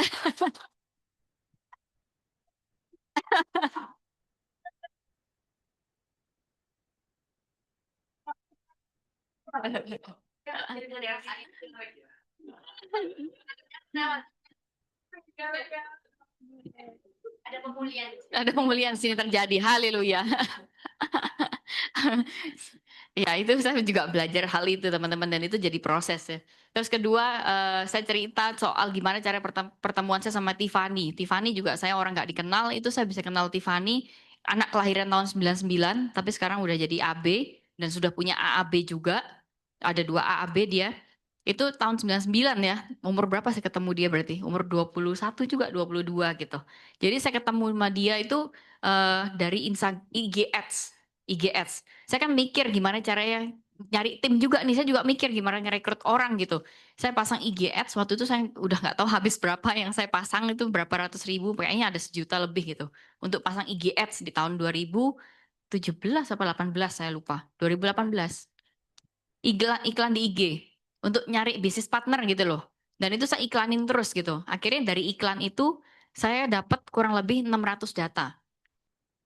List nama nih, list nama. Dari 600 list nama itu tak kontak satu persatu, tapi tak filter dulu ya. Dari 600 tak filter 300 yang bisa dikontak. Yang bisa dikontak dan secara profil jelas. Gitu. Karena kan saya dapat nomor WA-nya, dapat emailnya, dapat ini gitu. Jadi saya filter dulu, saya cek di Instagramnya profilnya jelas nggak. Dari 600 terseleksi jadi 300. Dari 300 data, saya kontak, terfilter lagi 150, setengahnya lah, 150. Terfilter karena ada yang begitu tahu asuransi nggak kontak, ada yang ternyata nomor WA-nya salah gitu loh. Jadi dari 150 difilter lagi, setengah kurang lebih juga setengahnya. Yang sempat saya kontak presentasi by Zoom atau ketemu langsung. Jadi ketemu nggak mau, tahu karena asuransi lah, ada yang nggak bales juga. Dari 600 data ini, akhirnya saya ketemulah satu manusia ini, Tiffany. Dari 600 ketemu satu AB. ketemu satu AB. Prosesnya langsung nggak saya rekrut langsung jalan, enggak teman-teman. Saya ketemu dia kan berarti ketemu pertama kali saya ajak dia lewat IG apa segala macam, saya undang dia ke BOP tahun 2018. 2018 join, daftar jadi agent doang, habis itu menghilang. Dia berangkat ke Bali. Dia pergi ke Bali karena magang kan. Magang kita 2 tahun dia juga nggak ada produksi sama sekali. Tapi selama 2 tahun ini saya tetap bangun hubungan sama dia. Jadi kalau ada sistem saya tetap kirimin linknya gitu. Pokoknya tetap berhubungan walaupun dia sering nggak balas saya. Jadi benar-benar tahu nggak sih perasaannya kayak WA nggak dibales tapi dia bisa upload story. Ya udah dong, nyari lihat angkat tangan. WA nggak dibales tapi dia bisa upload story gitu. Dalam hati kayak ngempet juga nih gitu kan, kayak pingin aku hajar juga nih orang gitu kan. Akhirnya dia udah upload di story, ya udah aku chat di storynya. Oh iya sorry chatnya tenggelam terus terus aku bilang kayak kapal Titanic ya. Ya aku jawab kayak gitu, haha tenggelam kayak kapal Titanic aku bilang gitu. Terus ini kan sungkan kan, anak itu juga sungkanan karena tipe yang super sanguin gitu. Oh iya C, sorry C, tenggelam. Dan itu terjadi, kalau saya hitung mungkin chatnya itu puluhan kali saya follow up dia. Jadi dengan hati saya yang penuh dengan kesabaran selama 2 tahun, saya memfollow up dia. Dan dia juga nggak respon apa-apa, sering nggak dibales juga. Tapi entah kenapa, saya tuh punya hati, anak ini bisa gitu loh. Anak ini bisa, entah kenapa. Setelah 2 tahun kemudian, 2018, 2020 kalau nggak salah, 2020, iya pas zaman COVID. COVID pas Delta itu tahun berapa itu? COVID Delta itu papanya meninggal waktu itu. Jadi pas banget pas dia lulus kuliah, papanya nggak ada. Pas papanya nggak ada, tiba-tiba dia jadi tulang punggung keluarga. Di situ ya imperfect timing juga. Sampai saya nemenin prosesnya dia lah ya, waktu dia berduka apa segala macam. Dan dia nanya, bener-bener kayak dia secara mental tuh hancur banget karena habis hura-hura di Bali, hidupnya enak gitu kan, tiba-tiba jadi tulang punggung keluarga. Saat itu juga karena kan meninggalnya cepat banget ya waktu itu ya zaman Delta. Terus dia lulus kuliah bingung karena mamanya posisi nggak kerja, adiknya masih kuliah gitu, masih sekolah, masih SMA gitu. Terus dia bilang, Ci aku bingung sekarang harus ngapain gitu loh. Intinya dia nyari apa yang bisa tak lakuin. Terus aku bilang, ya aku nggak bisa bantu banyak Tiff gitu loh. Yang bisa, kalau kamu nanya apa yang bisa aku bantu ya mungkin aku bisa hanya mengenalkan kalau ada peluang yang bisa kamu jalanin gitu loh. Ya udah akhirnya sejak dari itu dia, oke Ci aku mau coba fokus lagi ke Pru. Akhirnya dia kejar mid year AAB waktu itu. Jadi dia ke AB itu dalam waktu 1 tahun. Jadi mid year AAB terus promosi jadi AB. Tapi prosesnya adalah saya bersabar nunggu dia 2 sampai 3 tahun. Nggak dibales, akhirnya saya ngechat dia di PHP lah apa segala macam. Nah itu prosesnya. Terus ada juga, pokoknya luar biasa lah. Maksudnya satu persatu saya dipertemukan dengan tim yang luar biasa seperti ini sekarang hari ini. Nah itu prosesnya teman-teman. Kalau ceritanya itu sebenarnya banyak. Jadi yang saya bisa sharing mungkin kalau teman-teman lihat semua orang kan pingin punya tim seperti ini. Semua orang mungkin pingin, kayak saya pun pingin jadi CR nih gitu. Kita pingin sukses. Semua orang yang pingin tujuannya di sini ya pingin sukses gitu. Cuma kan definisi sukses setiap orang kan beda-beda ya. Yang teman-teman lihat hari ini kan ya ini. Makanya kenapa saya diundang hari ini. Kalau saya nggak punya ini kayaknya saya nggak diundang juga gitu. Kayak siapa kan belum ada portfolio gitu. Kenapa teman-teman undang Iswandi ya? Karena mungkin sudah punya prestasi. Yang orang lihat kan hanya berhasilnya aja gitu loh. Yang semua orang kalau ditanya pingin nggak punya grup kayak gini ya pingin. Saya pun pingin lebih gitu. Tapi ini banyak orang yang nanya teknis, gimana caranya sukses, gimana caranya closing besar, ya gimana kayak Korek Naldo closing jeber selalu tiap tahun closing gede, CR nih juga, gimana caranya closing besar, gimana caranya supaya punya tim besar. Jujur teman-teman, kadang-kadang banyak orang yang nanya, hoki ya kamu bisa ketemu Iswandi. Dalam hati saya, hoki juga bukan tiba-tiba terjadi, hoki itu juga dibentuk gitu loh. Nah ini, tapi jarang ada yang nanya atau memperhatikan apa sih hal-hal yang tidak terlihat yang dilakukan orang itu selain karena memang rajin, karena memang tekun gitu. Punya ketekunan seperti apa orang-orang itu? Atau misalnya kebaikan apa yang ditabur sama orang itu sehingga orang tuh bisa berhasil gitu. Punya sikap hati atau karakter seperti apa sih mereka itu? Atau punya keteguhan hati yang seperti apa? Ini yang kadang-kadang orang itu lupa untuk nanya gitu. Jadi yang ditanya, bagi tips dong closing besar gimana? Bagi tips dong punya bisa ngerekrut orang bagus gimana? Jujur kadang-kadang itu nggak ada jawabannya gitu secara teknis. Karena kayak cerita kayak Ko Jasper rekrut saya itu juga caranya nggak ada yang spesial, POP dengan cara cara apa mungkin pakai cenayang atau gimana, nggak ada cara yang spesial. Kan aneh gitu loh. Padahal secara teknis semua udah diajarin. Kayak kalau saya pun saya pengen belajar sama CR nih gimana cara closing besar terus gitu kan. Saya pengen belajar juga sama Ko Regnaldo. Teknis itu kadang-kadang nggak mungkin CC dan kuku-kuku semua yang hebat-hebat nih nggak mungkin sharing, nggak mungkin nggak sharing juga kan caranya gitu. Pasti di-sharingin gitu. Tapi apa hal yang mungkin yang kita nggak tahu di balik orang itu lah, di balik kesuksesannya orang itu, soro-soronya apa, prosesnya seperti apa, mungkin apa yang ditabur itu yang kita nggak kelihatan gitu. Dan definisi baik setiap orang tuh kan beda. Kayak saya belajar sendiri deh, saya sendiri belajar sama CR nih, apa yang membuat CR nih ini to be honest ya, sekalian aku kesaksian ya. Apa yang membuat CR nih bisa sebesar ini ya? Memang karena memang CR nih rajin gitu loh. Tak aku memang CR nih pasti rajin, Koreknaldo semua di sini rajin gitu. Tapi apa yang membedakan? Gimana caranya CR nih di luar situ bisa jadi orang yang menyenangkan itu yang tak lihat C. Jadi, wah CR ini yang membuat beda dia kalau ketemu orang tuh sangat seru gitu loh. Nah itu hal-hal yang di balik closingannya yang terjadi kan karena oh dia enak be orang, dia baik sama orang gitu loh. Itu yang kadang-kadang lupa. Saya bisa ngomong kayak gini karena apa? Saya juga belajar dari salah satu role model dalam hidup saya.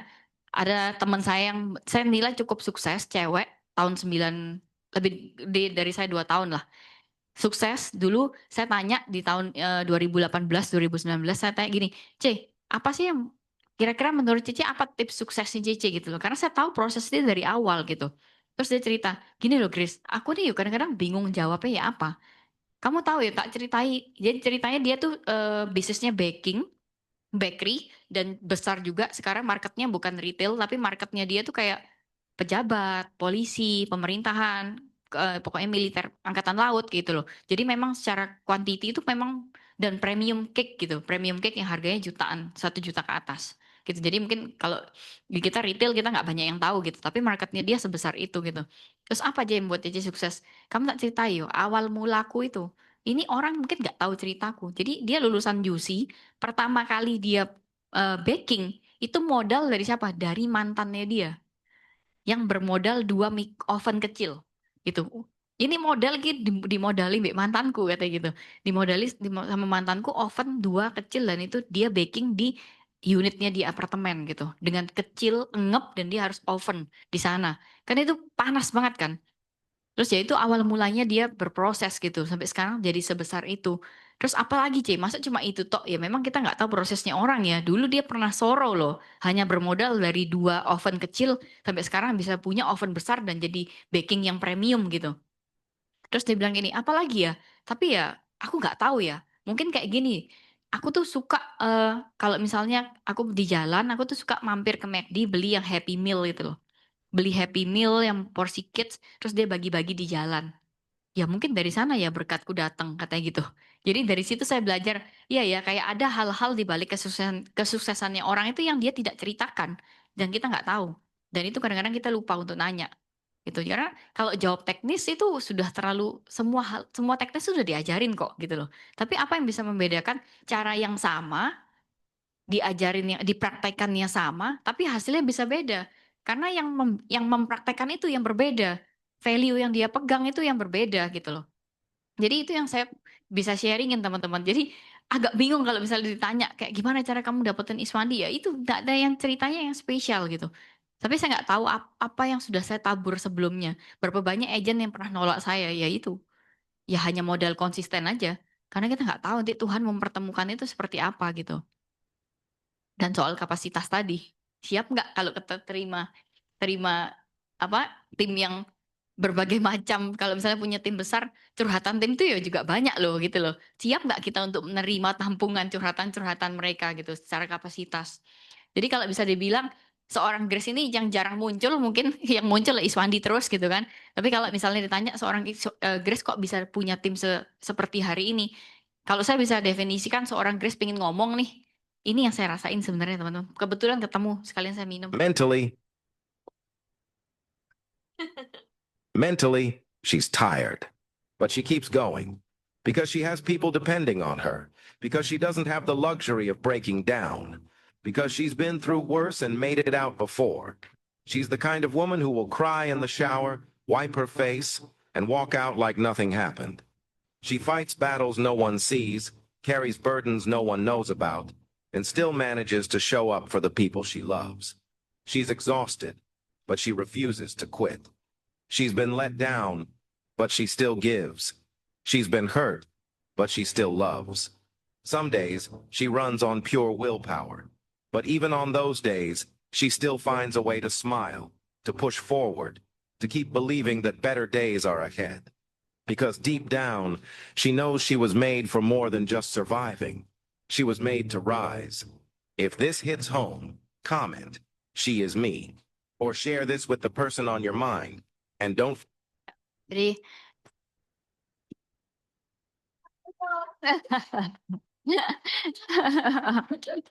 mungkin ini curhatan hati para strong woman yang ada di sini juga ya, kadang-kadang kita nggak pernah tahu. Yang tahu kalau kesahnya, yang tahu susah-susahnya siapa sih? Bantal di rumah, teman-teman. Bantal di rumah adalah orang yang benda yang tahu, iya, dan Tuhan yang paling tahu prosesnya kita gitu. Yang penting ya itu tadi, kayak keteguhannya hati setiap orang tuh, selain memang orang itu rajin, makanya berkatnya dikasih lewat dia, ya apa sikapnya, value apa yang biasa dilakukan selama ini gitu. Terus pertanyaannya, kenapa sih kok aku mau gitu jalanin semua tadi proses gak enak, terus mau bertahan 9 tahun di sini? Karena ya ini teman-teman, punya goal. Goalnya tadi yang dari awal punya goal kecil sampai akhirnya punya mimpi besar gitu. Aku kenapa membuat sampai hari ini, kalau ditanya pernah nggak down, pengen, ya namanya manusia, siapa sih nggak pernah down gitu loh, pasti pernah ups and down. Tapi aku punya mimpi. Sekalian aku declare juga, aku punya mimpi umur 40 tahun, sekarang umur 32. Umur 40 tahun, aku pengen, berarti hampir 10 tahun dari sekarang, nggak sampai 8 tahun, oh my God. 42 deh, 10 tahun dari sekarang, 10 tahun dari sekarang pengen pensiun dengan punya pasti direct AB dong. Direct AB yang membuat saya bisa pensiun, supaya hidup ini bisa dipakai buat, intinya Tuhan mau pakai saya di mana terserah Tuhan deh gitu loh. Tapi saya mau kalau saya dipakai Tuhan tapi kantong saya juga tebel gitu. Saya nggak mau ya pelayanan gitu. Terus jadi kemana-kemana pelayanan buat orang lain tapi keluarga di rumah juga nggak tercukupi dengan baik gitu. Saya nggak mau, saya maunya pelayanan dipakai Tuhan dengan cara apapun terserah, tapi saya juga keluarga di rumah tercukupi, kantong sendiri juga tenang gitu. Jadi bisa buat pass the kindness itu dengan hati yang lebih damai gitu. Karena ya semua itu kan dimulai dari keputusan, karena memang punya goal. Jadi semua itu pasti ada yang namanya keputusan pertama kali. Goalnya apa? Itu yang membuat saya tuh terus berjalan. Dulu pertama kali kenapa kok saya mau income 8 juta, ya itu karena mau punya income sendiri. Capek kalau harus minta dan nunggu terus gitu. Karena dulu saya ini dari keluarga yang biasa aja gitu. Dari keluarga yang biasa, bukan konglo ya. Sampai detik ini pun waktu saya di Pro itu paling jauh orang tua saya itu cuma pernah pergi ke Singapura waktu itu. Jadi saya pengen punya income sendiri supaya tidak ngerepotin orang tua. Tapi kan dulu pingin banget supaya bisa jangan minta terus deh. Saya pengen sesekali tuh ngasih ke orang tua gitu loh. Jadi itu awal mulanya, goal saya di tahun 2016 tuh awal mulanya karena pengen punya income sendiri. Supaya nggak bergantung lagi sama orang tua. Karena sampai kapan sih umur orang tua gitu. Kan kita nggak pernah ada yang tahu. Terus pengen bawa mama jalan-jalan ke luar negeri dengan usaha sendiri. Karena dulu juga saya kenapa pengen punya income sendiri, karena lumayan nggak enak. Dulu circle pertemanan saya tuh lumayan anaknya orang punya lah gitu. Yang mereka bisa kayak, bulan depan ke Korea yuk gitu. Di tahun 2000, zaman saya kuliah teman-teman.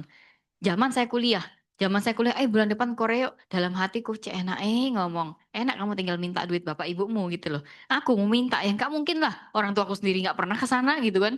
Jadi kayak, oh gini ya rasanya orang nggak punya uang gitu loh. Jadi menurut saya kayak nggak punya uang tuh nggak bisa punya banyak kebebasan gitu.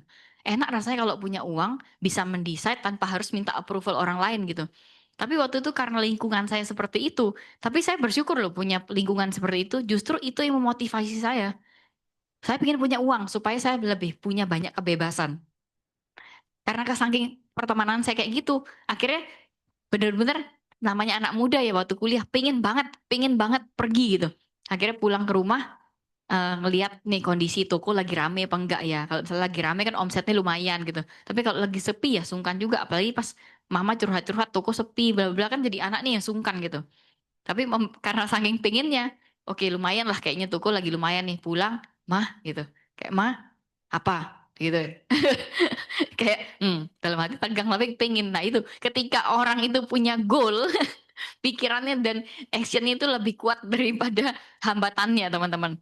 Mah ya gitu. Apa gitu. Kayak pokoknya galak lah gitu. Terus akhirnya apa? Belum ngomong wis takut duluan. Akhirnya memberanikan diri kayak, mah boleh nggak aku ke Korea gitu. Jadi karena teman-temanku kan pada pergi kan, pengen kan. Tapi di situ kayak mama saya kaget gitu dalam hati, dia mungkin kurang ajar nih anak gitu loh. Mama aja nggak pernah ke Korea gitu kan. Sampai akhirnya ya udah, akhirnya nggak berani kan. Habis itu mundur. Jadi kayak prospek ditolak terus mundur gitu loh. Terus mundur. Tapi kan saking kepinginnya ya, follow up lagi teman-teman. Mah berapa hari kemudian nanya lagi, boleh nggak? Mungkin seorang anak yang benar-benar ngerengek minta itu sampai orang tuanya kasihan. Ya begitulah kita ambek Tuhan gitu loh. Kita ambek Tuhan kadang-kadang kita pengen banget sampai mungkin Tuhan bisa kasihan terus dikasih gitu. Ya itu menurut saya mama saya kayak gitu. Akhirnya saya dikasih waktu itu teman-teman ke Korea tapi hati saya nggak enak. Di situ hati saya nggak enak karena dalam hati saya merasa bersalah.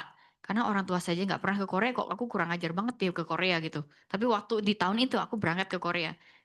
Tapi dari situ saya belajar, aku pengen punya uang sendiri supaya one day aku bisa bawa mama jalan-jalan ke luar negeri. Karena itu momen yang paling tak ingat, makanya tadi di Santai Pants pun momen itu yang tak angkat gitu. Akhirnya ya itu, yang tadi saya cerita di Santai Pants. Join Dekpro, selain pengen punya income 8 juta per bulan, waktu itu dapat double trip juga. Akhirnya bisa bawa mama jalan-jalan first time, jalan-jalannya dari Prudential gitu loh.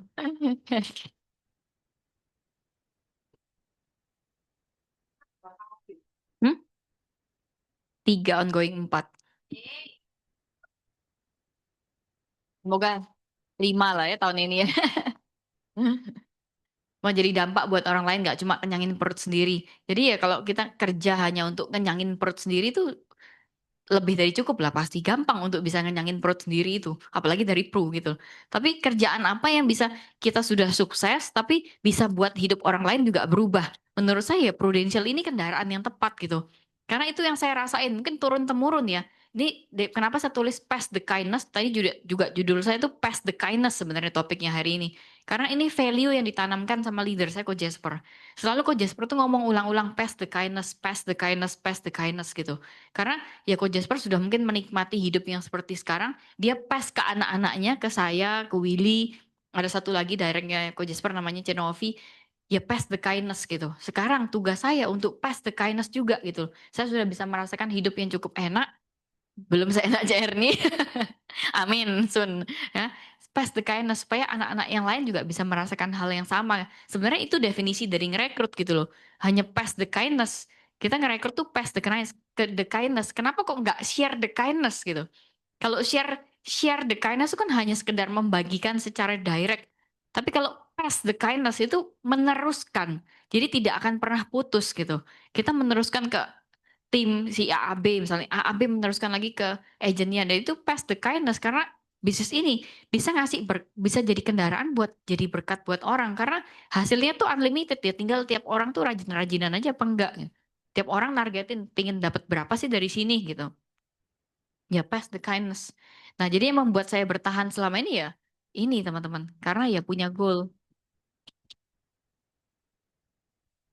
Saya nggak tahu goalnya teman-teman apa sehingga membuat bertahan di sini. Kalau ditanya kenapa kok saya juga bertahan di sini, karena saya ingin membahagiakan orang tua saya teman-teman, dan income-nya di Pro ini unlimited. Jadi setiap orang punya kesempatan yang sama untuk dapetin sebanyak-banyaknya gitu.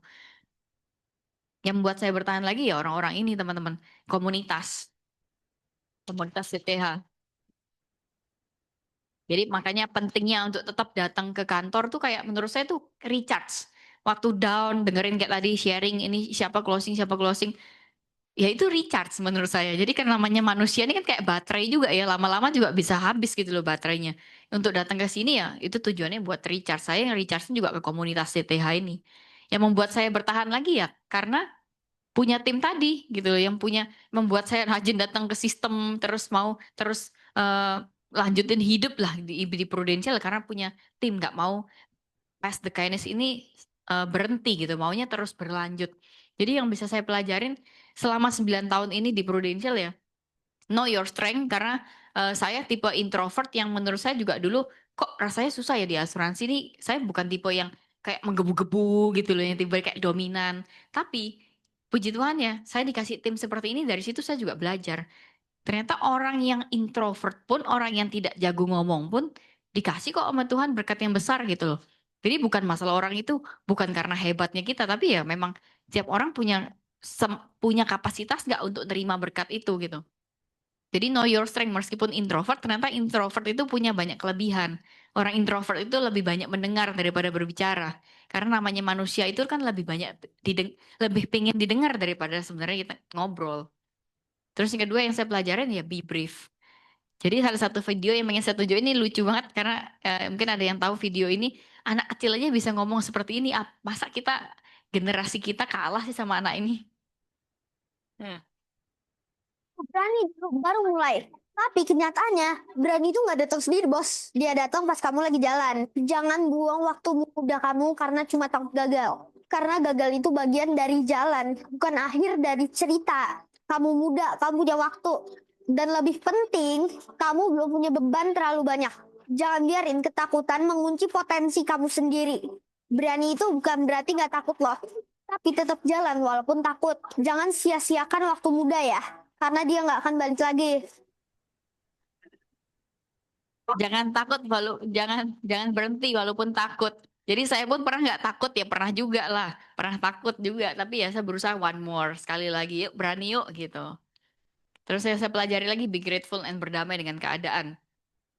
Don't compare yourself to others, karena nggak akan ada habisnya kalau kita mau compare sama orang lain. Iya betul, perlu untuk mengcompare orang dengan diri kita dengan orang lain dari segi supaya bisa memotivasi, tapi bukan demotivated. Kalau demotivated berarti ada yang salah nih. Harusnya kita melihat orang berhasil, harusnya kita semakin terinspirasi gitu loh, bukannya demotivated.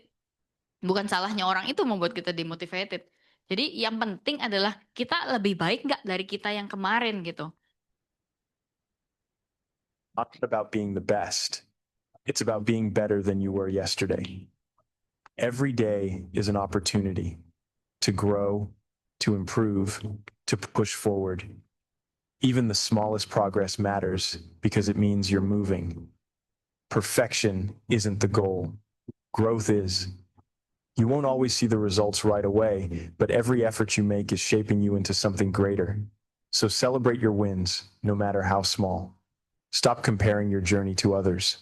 Your only competition is who you were yesterday. Stay focused, stay hungry, and keep going. Because one day, you'll look back and realize how far you've come.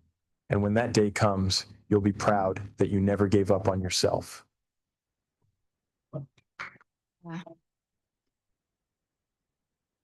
Ngerti lah ya bahasa Inggrisnya Indonesia ya. Intinya ya nanti one day kita akan berterima kasih dengan diri kita sendiri, ngelihat flashback ke belakang, bersyukur loh dulu aku nggak nyerah, akhirnya bisa punya seperti hari ini. Nanti suatu saat lagi, nanti 5 tahun dari sekarang, kita ngelihat kita yang sekarang juga pasti akan terima kasih karena kita nggak memilih buat nggak menyerah gitu. Jadi orang yang tulus itu yang saya pelajarin. Terus collaboration, admit kelebihan orang lain. Ini soal kayak saya cerita juga kayak sama Iswandi gitu ya. Kadang-kadang kan pikir kayak dia secara teknis, kalau ngomong secara teknis Iswandi jauh lebih jago. Tapi kalau ngomong one on one, bolehlah sama saya. Tapi sekarang gini, tim juga butuh untuk didengar. Jadi nggak melulu soal teknis, tapi mereka juga kan punya feeling gitu yang butuh untuk dipahami. Saya dulu tidak bisa mengakui kelebihan saya. Tapi oh ya ternyata saya juga punya kelebihan ya. Ternyata tim itu juga butuh diemong gitu loh. Jadi kalau misalnya ada yang curhat tuh timnya Iswandi ke saya juga gitu loh ujung-ujungnya. Dan itu kalau saya admit kelebihannya Iswandi kalau memang dia bisa untuk strategic thinking gitu ya. Untuk bisa kasih tahu secara teknis, ya saya admit kelebihannya dia. Jadi kita berkolaborasi jadinya, itu yang penting. Jadi semua yang ada di sini ya tahu kelebihan masing-masing sehingga semua orang tuh berperan kok. Nggak ada kok orang yang tidak berperan dalam kantor itu. Nggak ada, semua orang tuh pasti punya kelebihan dan itu bisa dikolaborasiin. Pass the kindness and pray for others. Jadi kadang-kadang juga jangan heran ngelihat orang itu bisa sukses, bisa dikasih berkat, kenapa kok lewat dia? Ya mungkin orang itu bukan doa buat Tuhan, saya minta ini untuk saya supaya saya bisa beli ini, beli itu buat dirinya sendiri. Kadang kita nggak pernah tahu doanya mungkin buat anaknya, mungkin buat orang tuanya, mungkin dia kepepet karena mungkin tahun ini ada yang mau nikah makanya dikasih berkatnya tahun ini ke dia gitu. Amin, mau nikah ya? Amin, amin, amin, amin.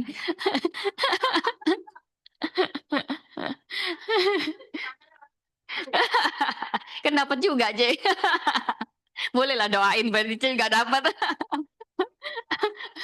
Amin, amin, amin, amin. Kayak luar biasa ya karena gini tahun ini ya saya sangat-sangat bersyukur karena omset juga tahun ini secara grup pohon grup itu benar-benar fantastik di luar ekspektasi. Tapi kalau saya ingat-ingat ya, saya doa saya kayak gini soalnya Tuhan, saya ini lagi bangun rumah, tolong Tuhan ini rumah permintaan mamaku gitu. Jadi sebenarnya kalau saya kan single nih, sebenarnya kalau saya single kalau nggak ada orang tua saya bisa aja apartemen cukup kok karena single. Tapi rumah ini adalah permintaan mama saya gitu loh. Jadi kayak mau punya rumah gitu. Tuhan tolong cukupkan saya Tuhan tahun ini untuk beli rumah dan puji Tuhannya Tuhan cukupkan.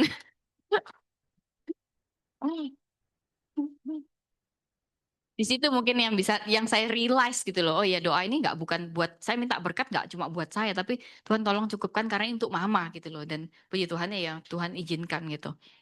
Upgrade diri sesuai dengan kapasitas dan ini ada satu kata-kata bagus kemarin baru habis baca dari Instagramnya. Sinsin kalau dia mau diundang boleh lah. Itu juga valuable. Faustina Lianto. Itu AB juga dia Marty. Mungkin nextnya kalau mengundang dia boleh. Karena dia suka sharing value. Dan ini kata-katanya dia tak comot. Tapi udah izin ke orangnya. Ini kata-kata dia post di IG. Dan kok menurutku ngena banget ya gitu.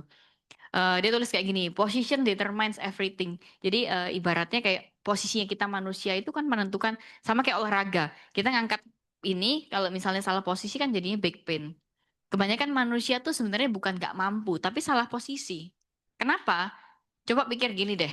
Kalau kamu punya uang, kita punya uang, dan ada bank terpercaya buat kamu taruh deposito.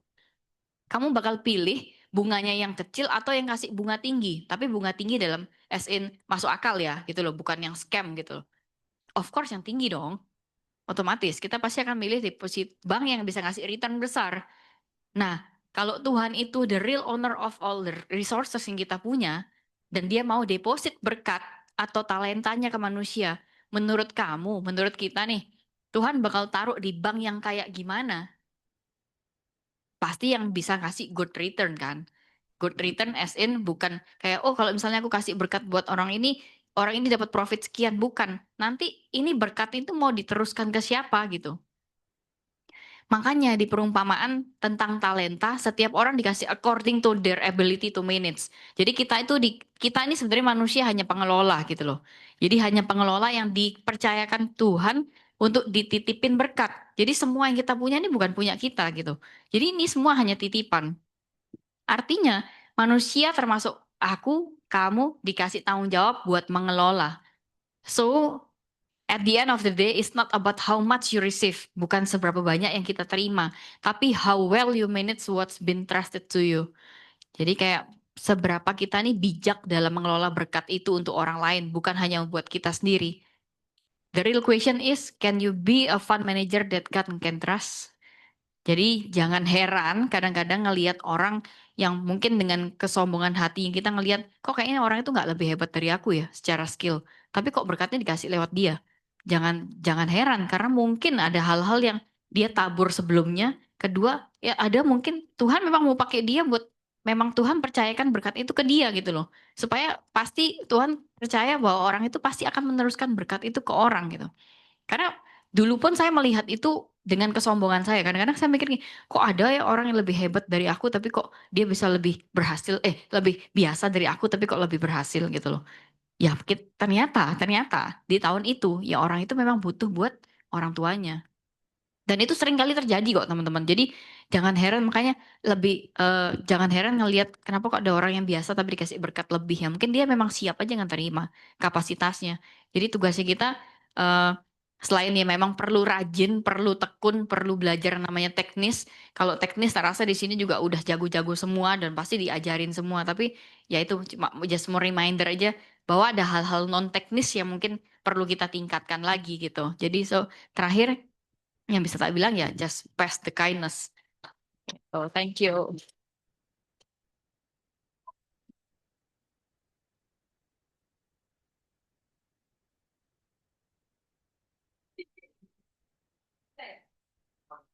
Mau tanya? Oke, Oke, Grace, tadi kan Grace kan bilang kan merekrut Iswandi ya. Nah, aku percaya bahwa tim yang hebat itu lahir dari leader yang hebat juga gitu. Nah, gimana nih apa yang dilakukan oleh Grace ketika merekrut, bagaimana membimbing untuk dia bisa jalan gitu. Nah, ini juga pertanyaan agak susah-susah gampang untuk dijawab karena kalau secara teknis dari awal emang jujur aja Iswandi itu sudah jalan dengan sendirinya, sih. Tapi yang saya pelajarin adalah saya siap untuk terima teleponnya dia setiap malam itu jam 1 pagi. Jadi setiap kali dia prospek dulu awal-awal ya namanya seorang Iswandi awal-awal juga nggak ngerti cara prospek gitu. Karena product knowledge apa kan saya lebih dulu gitu. Jadi setiap hari dia telepon hampir tiap hari dia telepon saya tuh jam 12 malam, jam setengah 1, jam 1. Karena kan dulu dia sempat IO juga kan. Jadi kayak jam kerjanya tuh kayak kacau gitu loh. Jadi dia baru bisa rest, baru bisa kita konsultasi apa segala macam tuh malam. Kalau ditanya jujur capek nggak? Ya capek juga untuk menghadapi itu gitu. Karena kan waktunya tidur kan. Tapi ya itu yang tak jalanin gitu. Dan sabar-sabar untuk ngajarin dia eh ya product knowledge apa segala macam. Karena kan dia juga koleris kan. Dia juga Iya. koleris ada Ya tipe yang kayak kan gerusuk-gerusuk. iya gerusuk-gerusuk gitu loh. Jadi dari awal malah nggak pernah join visit karena dia gengsi mungkin karena kan saya cewek gitu. Dia cowok jadi ya udah di situ pun kayak ada perasaan merasa tidak dibutuhkan jadi leader gitu. Karena aku nggak mau di join visit.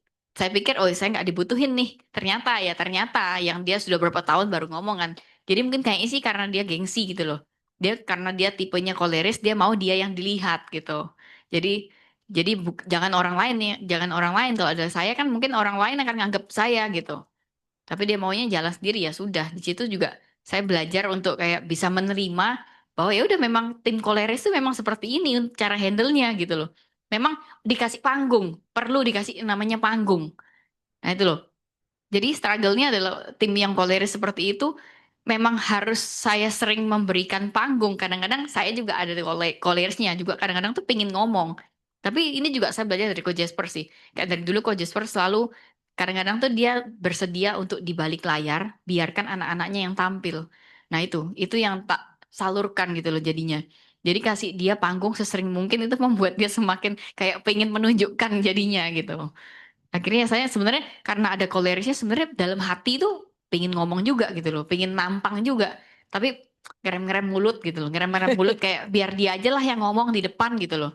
Kadang-kadang hati tuh bukan hati panas ya, tapi badannya yang panas. Badan panas tuh karena kayak menahan kayak tahu nggak sih pengen ngomong tapi kayak ngerem mulut sendiri gitu. Nah itu struggle yang saya hadapi dan selama ini cara menghandle seorang Iswandi tuh kayak gitu. Oke, ini Marta nanya. Oke. thank you bukan Grace. Bercanda. Oke, thank you Paul, Grace memberkati banget, luar biasa banget sharingnya, banyak yang relate. Marta cuma mau bertanya gini, seorang Grace yang introvert, apalagi dia pakai super duper introvert gitu ya, itu kan alasan banyak agent atau leader untuk tidak berhasil. Tapi hari ini aku melihat bahwa tim yang besar ini bukan karena hoki, tapi ada sesuatu yang Grace sudah kerjakan. Aku percaya itu. Nah, di TT yang tadi Grace bilang Grace sudah punya 3 AB on the way, 4 AB gitu ya. Apa yang sedang Grace kerjakan untuk memanage tim yang sebesar itu? Bagian Grace apa? Apakah tadi kan Grace bilang ada sistem di dalamnya atau part bagaimana seorang Grace ngelit dengan karakter Grace? Aku penasaran di situ. Boleh dijawab dulu Grace? Saya kalau bisa dikategorikan aku nih tipe orang yang bisa menjalin hubungan baik yang lama dan deep sama orang gitu. Yang deep ya. Kan ada orang yang tipenya tuh temennya banyak banget tuh. Temennya banyak tapi dia nggak deket. Jadi connection hubungannya tuh nggak dalam gitu loh. Sedangkan aku tahu kelebihanku adalah bisa bangun hubungan yang deep sama orang. Nah, itu kelebihannya orang introvert. Jadi baru-baru ini juga ada dapat tim lagi yang closing lumayan gede juga itu. Lumayan premi 500 juta setahun. Itu awal mulanya karena hubungan baik. Jadi aku baru kenal orang ini tuh awal tahun ini, Februari gitu. Awal mulanya ya karena dengerin curhatannya dia aja. Dengerin curhatan dia lama-lama kan jadi nyaman. Lama-lama jadi nyaman dan kedua dia tahu apa yang aku kerjakan setiap hari di asuransi gitu loh. Jadi apa yang sedang tak bangun di asuransi itu dia tahu. Lama-lama dia kepo sendiri gitu loh. Sebenarnya kamu nih ngerjain apa sih gitu loh. Akhirnya ya akhirnya dia nanya duluan tentang tentang asuransi gitu. Jadi aku bukan tipe orang yang ayo kamu tak gini, kalau orang koleris kan bisa kayak gitu ya, maksudnya kayak dia yang ngatur semuanya gitu. Tapi kalau aku perlu minta izin orang duluan, kamu kasih nggak akses hidupmu ke aku gitu loh. Jadi kalau kamu ngasih akses hidupmu ke aku untuk memimpin, ya baru aku bisa memimpin. Tapi kalau orang itu belum mengizinkan, belum ngasih akses, aku sungkan tipenya. Sungkan. Jadi harus punya kedekatan yang baik, terus aku minta izin dulu. Kalau dia ya nggak apa-apa, ya udah kamu ajarin aku produk. Jadi dia sudah ngasih aksesnya, kuncinya ke aku, ya baru aku berani gitu. Gitu. Berarti Grace ini tipe yang one on one. One on one, bener. Berarti kalau sistem secara keseluruhan mungkin tuh kerja tim yang lain juga ya di Iya, dalamnya. kolaborasi makanya Oke, tadi. kolaborasi ya. Kolaborasi. Nah, tadi kan Grace bilang aku mendapat list nama 600. Ketemu satu AB itu kan, Tiffany ya. Mm-mm. Nah, Grace kan melakukan BOP secara cepat dari 600 itu. Aku pengen tahu cara BOP-nya Grace untuk filter banyak nama itu gimana. Pastikan Grace kan tadi kan bilang BOP kan maybe by Zoom. Iya tadi yang untuk filter. Pastikan ada BOP secara singkat dan cepat ya. Boleh tahu dong? Oh, aku biasanya one on one-nya itu nggak langsung jelasin angka. Nggak Pokoknya apa yang dijelasin? lebih ke ngobrol-ngobrol aja sebenarnya. Ngobrol-ngobrol apa yang diobrolin Ngobrol-ngobrol Grace? aja. Jadi sebenarnya itu cuma storytelling. Misalnya yang biasa tak lakuin tuh kayak gila ya gitu loh, gila ya. Barusan tuh kayak timku closing segini loh. Kamu bayangin kalau misalnya closing segini kayak barusannya kan ada tim closing lumayan gede gitu. Aku tuh selalu pakai ceritanya orang lain jadi supaya nggak kelihatan flexing gitu loh.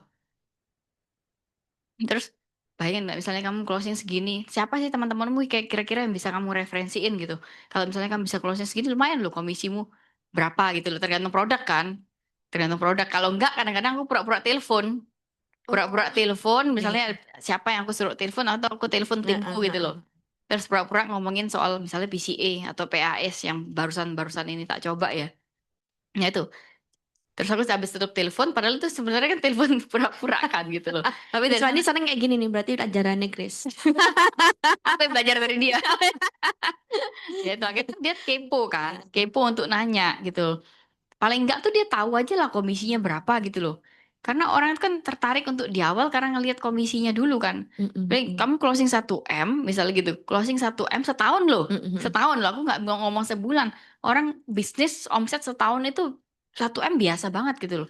Kamu setahun kamu dapat komisi kurang lebih paling kecil sekarang komisi 22%. Ya kita ngomongin tahunan lah ya. 22%. Ada yang sampai 30% tahunan. Hitung aja berarti kan dapat 300 juta. Tapi Gitu. pada saat filter tuh kan pasti ada beberapa nama itu kan minta di BOP dan kamu akan melakukan BOP secara singkat dan cepat. Aku bawa ke sistem. Oh, itu caranya. Iya, bawa ke sistem. Jadi kamu tahu strengthmu apa dan kamu tahu bagaimana borrow strength. Iya, kecuali memang dia nanya, tapi itu jarang biasanya. Jarang ya. Sekalian visit ke kantor gitu. Oh, oke. Dan kenapa mama pada saat itu, aku juga penasaran terakhir ya teman-teman. Kenapa pada saat itu mama bilang gini, ya udah kamu selesai kuliah, aku nggak akan bayar, aku nggak akan kasih uang lagi. Mama bilang mama nggak akan kasih uang lagi, tapi kamu harus cari uang sendiri dan punya asuransi sendiri. Kenapa kalau ada plus ini? Yang asuransi? Iya. Karena Kenapa, kan dulu waktu jantung semua all cover by insurance dari Pru. Jadi kayak mama ya merasa kayak walaupun kamu sekarang masih muda ya kamu tetap harus punya asuransi gitu. Supaya kalau mungkin pemikiran mama saya supaya kalau misalnya kamu sakit nggak jadi beban buat orang tua. Jadi itu ada syaratnya itu ya. Iya. Cari uang sendiri dan plus punya asuransi sendiri. Iya. Baru tahu ini. Iya, saya juga nggak pernah mikir sih ini. Iya, apa ya. baru tahu kayak agak Karena supaya nggak ngerepotin mereka gitu loh. Karena Karena ada kan waktu pengalaman papa ya. lumayan gede tahun 2014 itu 180 juta semua. Itu pas dia masuk ICU itu 180 juta tahun 2013 loh. Dia 2013 180 juta. Kalau nggak ada asuransi karena kan papa kerja kontraktor ya. Papa kerja kontraktor itu kan uang cash itu to be honest nggak banyak. Karena muter kan orang kontraktor. Kalau kita beli bahan, kalau belum dibayar sama sama apa namanya orang ininya, ya kita juga nggak dapat duit kan gitu loh. Jadi kita harus bayar bahan, sedangkan yang sana kalau proyek belum selesai, duit nggak masuk gitu. Jadi kita harus nalangin dulu untuk beli bahan. Jadi uang cash tuh nggak pegang banyak. Jadi bukan kontraktor yang sampai besar-besar banget gitu ya. Biasa lah di Lombok kan. Gitu. Jadi kalau waktu itu nggak ada asuransi, kita kontraktor mau cari uang di mana? 200 juta gitu loh. Minjem saudara, ya nggak mungkin toh. Saudara terus dulu papa saya kan juga sama saudaranya nggak terlalu deket gitu. Jadi ya dari situ kayak mama mulai ngeliat, oh ternyata penting ya punya asuransi. Karena andai kata kita waktu itu nggak ada asuransi, siapa yang mau bayar 200 juta? Karena ICU udah urgent kan gitu. Mau gesek bank juga kayaknya waktu itu kartu kredit nggak sebesar itu deh limitnya gitu. Oke. Tahun 93 sama-sama ini ya. Udah di angka berapa sekarang income gitu? Ada yang tanya ini barusan di belakang. Biar tim sebesar Bisa- itu. Bisa 2 digit dibantu ya. hitung sama Cerni kan. Luar biasa nih motivasi teman-teman. Spill. Buat motivasi nih Grace. Tahun Setahun ya. berapa ya kemarin ya? Iya. Hah? Bisa beli mobil? Bisa cash? Mobil apa dulu ini banyak mobil ini. Mobil apa dulu? Mobil saya sekarang cuma Civic kok. Hah? Ini apa nih? Income per bulan apa income per tahun? Sudah langsung spill aja udah jangan tebak-tebak. Jujur lupa aku, sumpah. Iya. Berapa ya? Sekarang aja. Tahun ini sekitar 80, 70, 80. Thank you Grace. Oke. Masih biasa dari CRI, teman-teman. Oke, mau tanya lagi? Kalau nggak ada aku yang tanya. Udah ya? Udah tanya, beneran. Aku mau tanya. Aku ada beberapa tadi matiin Cici sharing. Menariknya adalah apa yang Cici terapkan, apa yang Cici bangun fondasi untuk timnya Cici supaya bisa menjadi seperti sekarang. Dan artian pasti kan ada yang Cici tadi kan bilang atau pasti kita tabur, ada yang kita juga pasti satuai. Selama ini bisa nggak sih Cici sharing apa yang Cici tabur selama ini? Kalau aku aja, maksudnya dari Cici punya value tim, aku oke. Tapi aku pengen tahu value apa yang Cici terapkan untuk tim-timnya Cici. Sebenarnya Thank value you. apa yang tadi itu udah tak ceritain hampir tak Oke. ceritain sih sebenarnya value-value yang selama ini 9 tahun. Makanya tadi kan dari sharingku. Jadi sebenarnya aku juga flashback karena kan selalu banyak pertanyaan apa yang bisa membuat timmu ada hari ini gitu. Jadi yang tadi aku sharingin ya itu hal 9 tahun yang aku pelajarin, apa yang aku dapat gitu loh. Pelajaran selama 9 tahun ini yang aku dapat yang tadi poin-poin yang aku sharingin itu. Kedekatan hubungan nomor satu buat aku. Jadi orang yang jadi pendengar yang baik. Karena orang listening sama deep listening itu kan beda.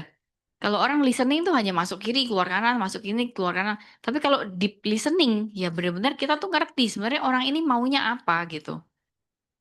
Itu sih. Bisa ngambil TOD-nya dia itu dari deep listening-nya itu Cici. Iya, Untuk Cici bisa menciptakan deep listening itu berarti apa? Maksudnya dalam artian one on one itu berarti sering. dari mengamati.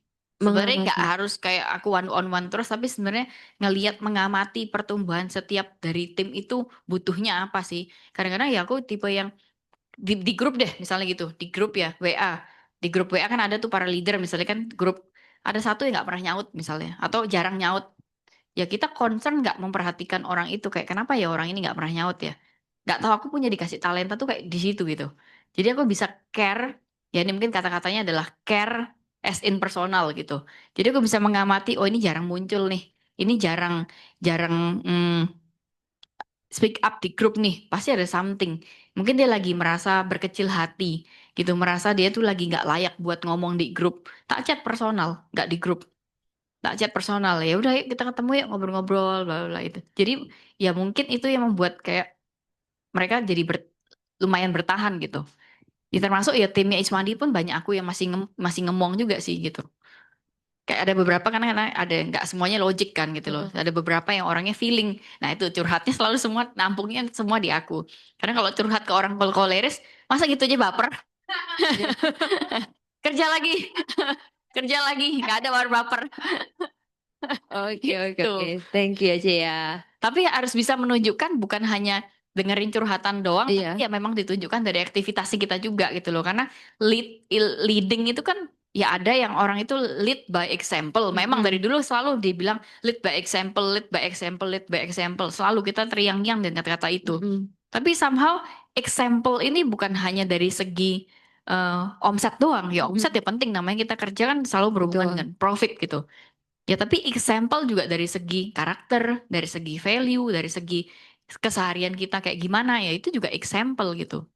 Jadi cara Oke. kita merespon keadaan yang sedang tidak baik-baik aja itu yang juga tak turunkan gitu. Makanya kalau aku di timku, di grupku gitu ya, pasti kayak aku tuh selalu dikenal dengan kayak ibunya gitu loh. Kayak mamai gitu.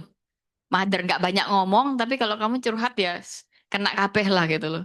Kalau ya menangis ya nangis soal di aku gitu. Oh, biasa. Thank you.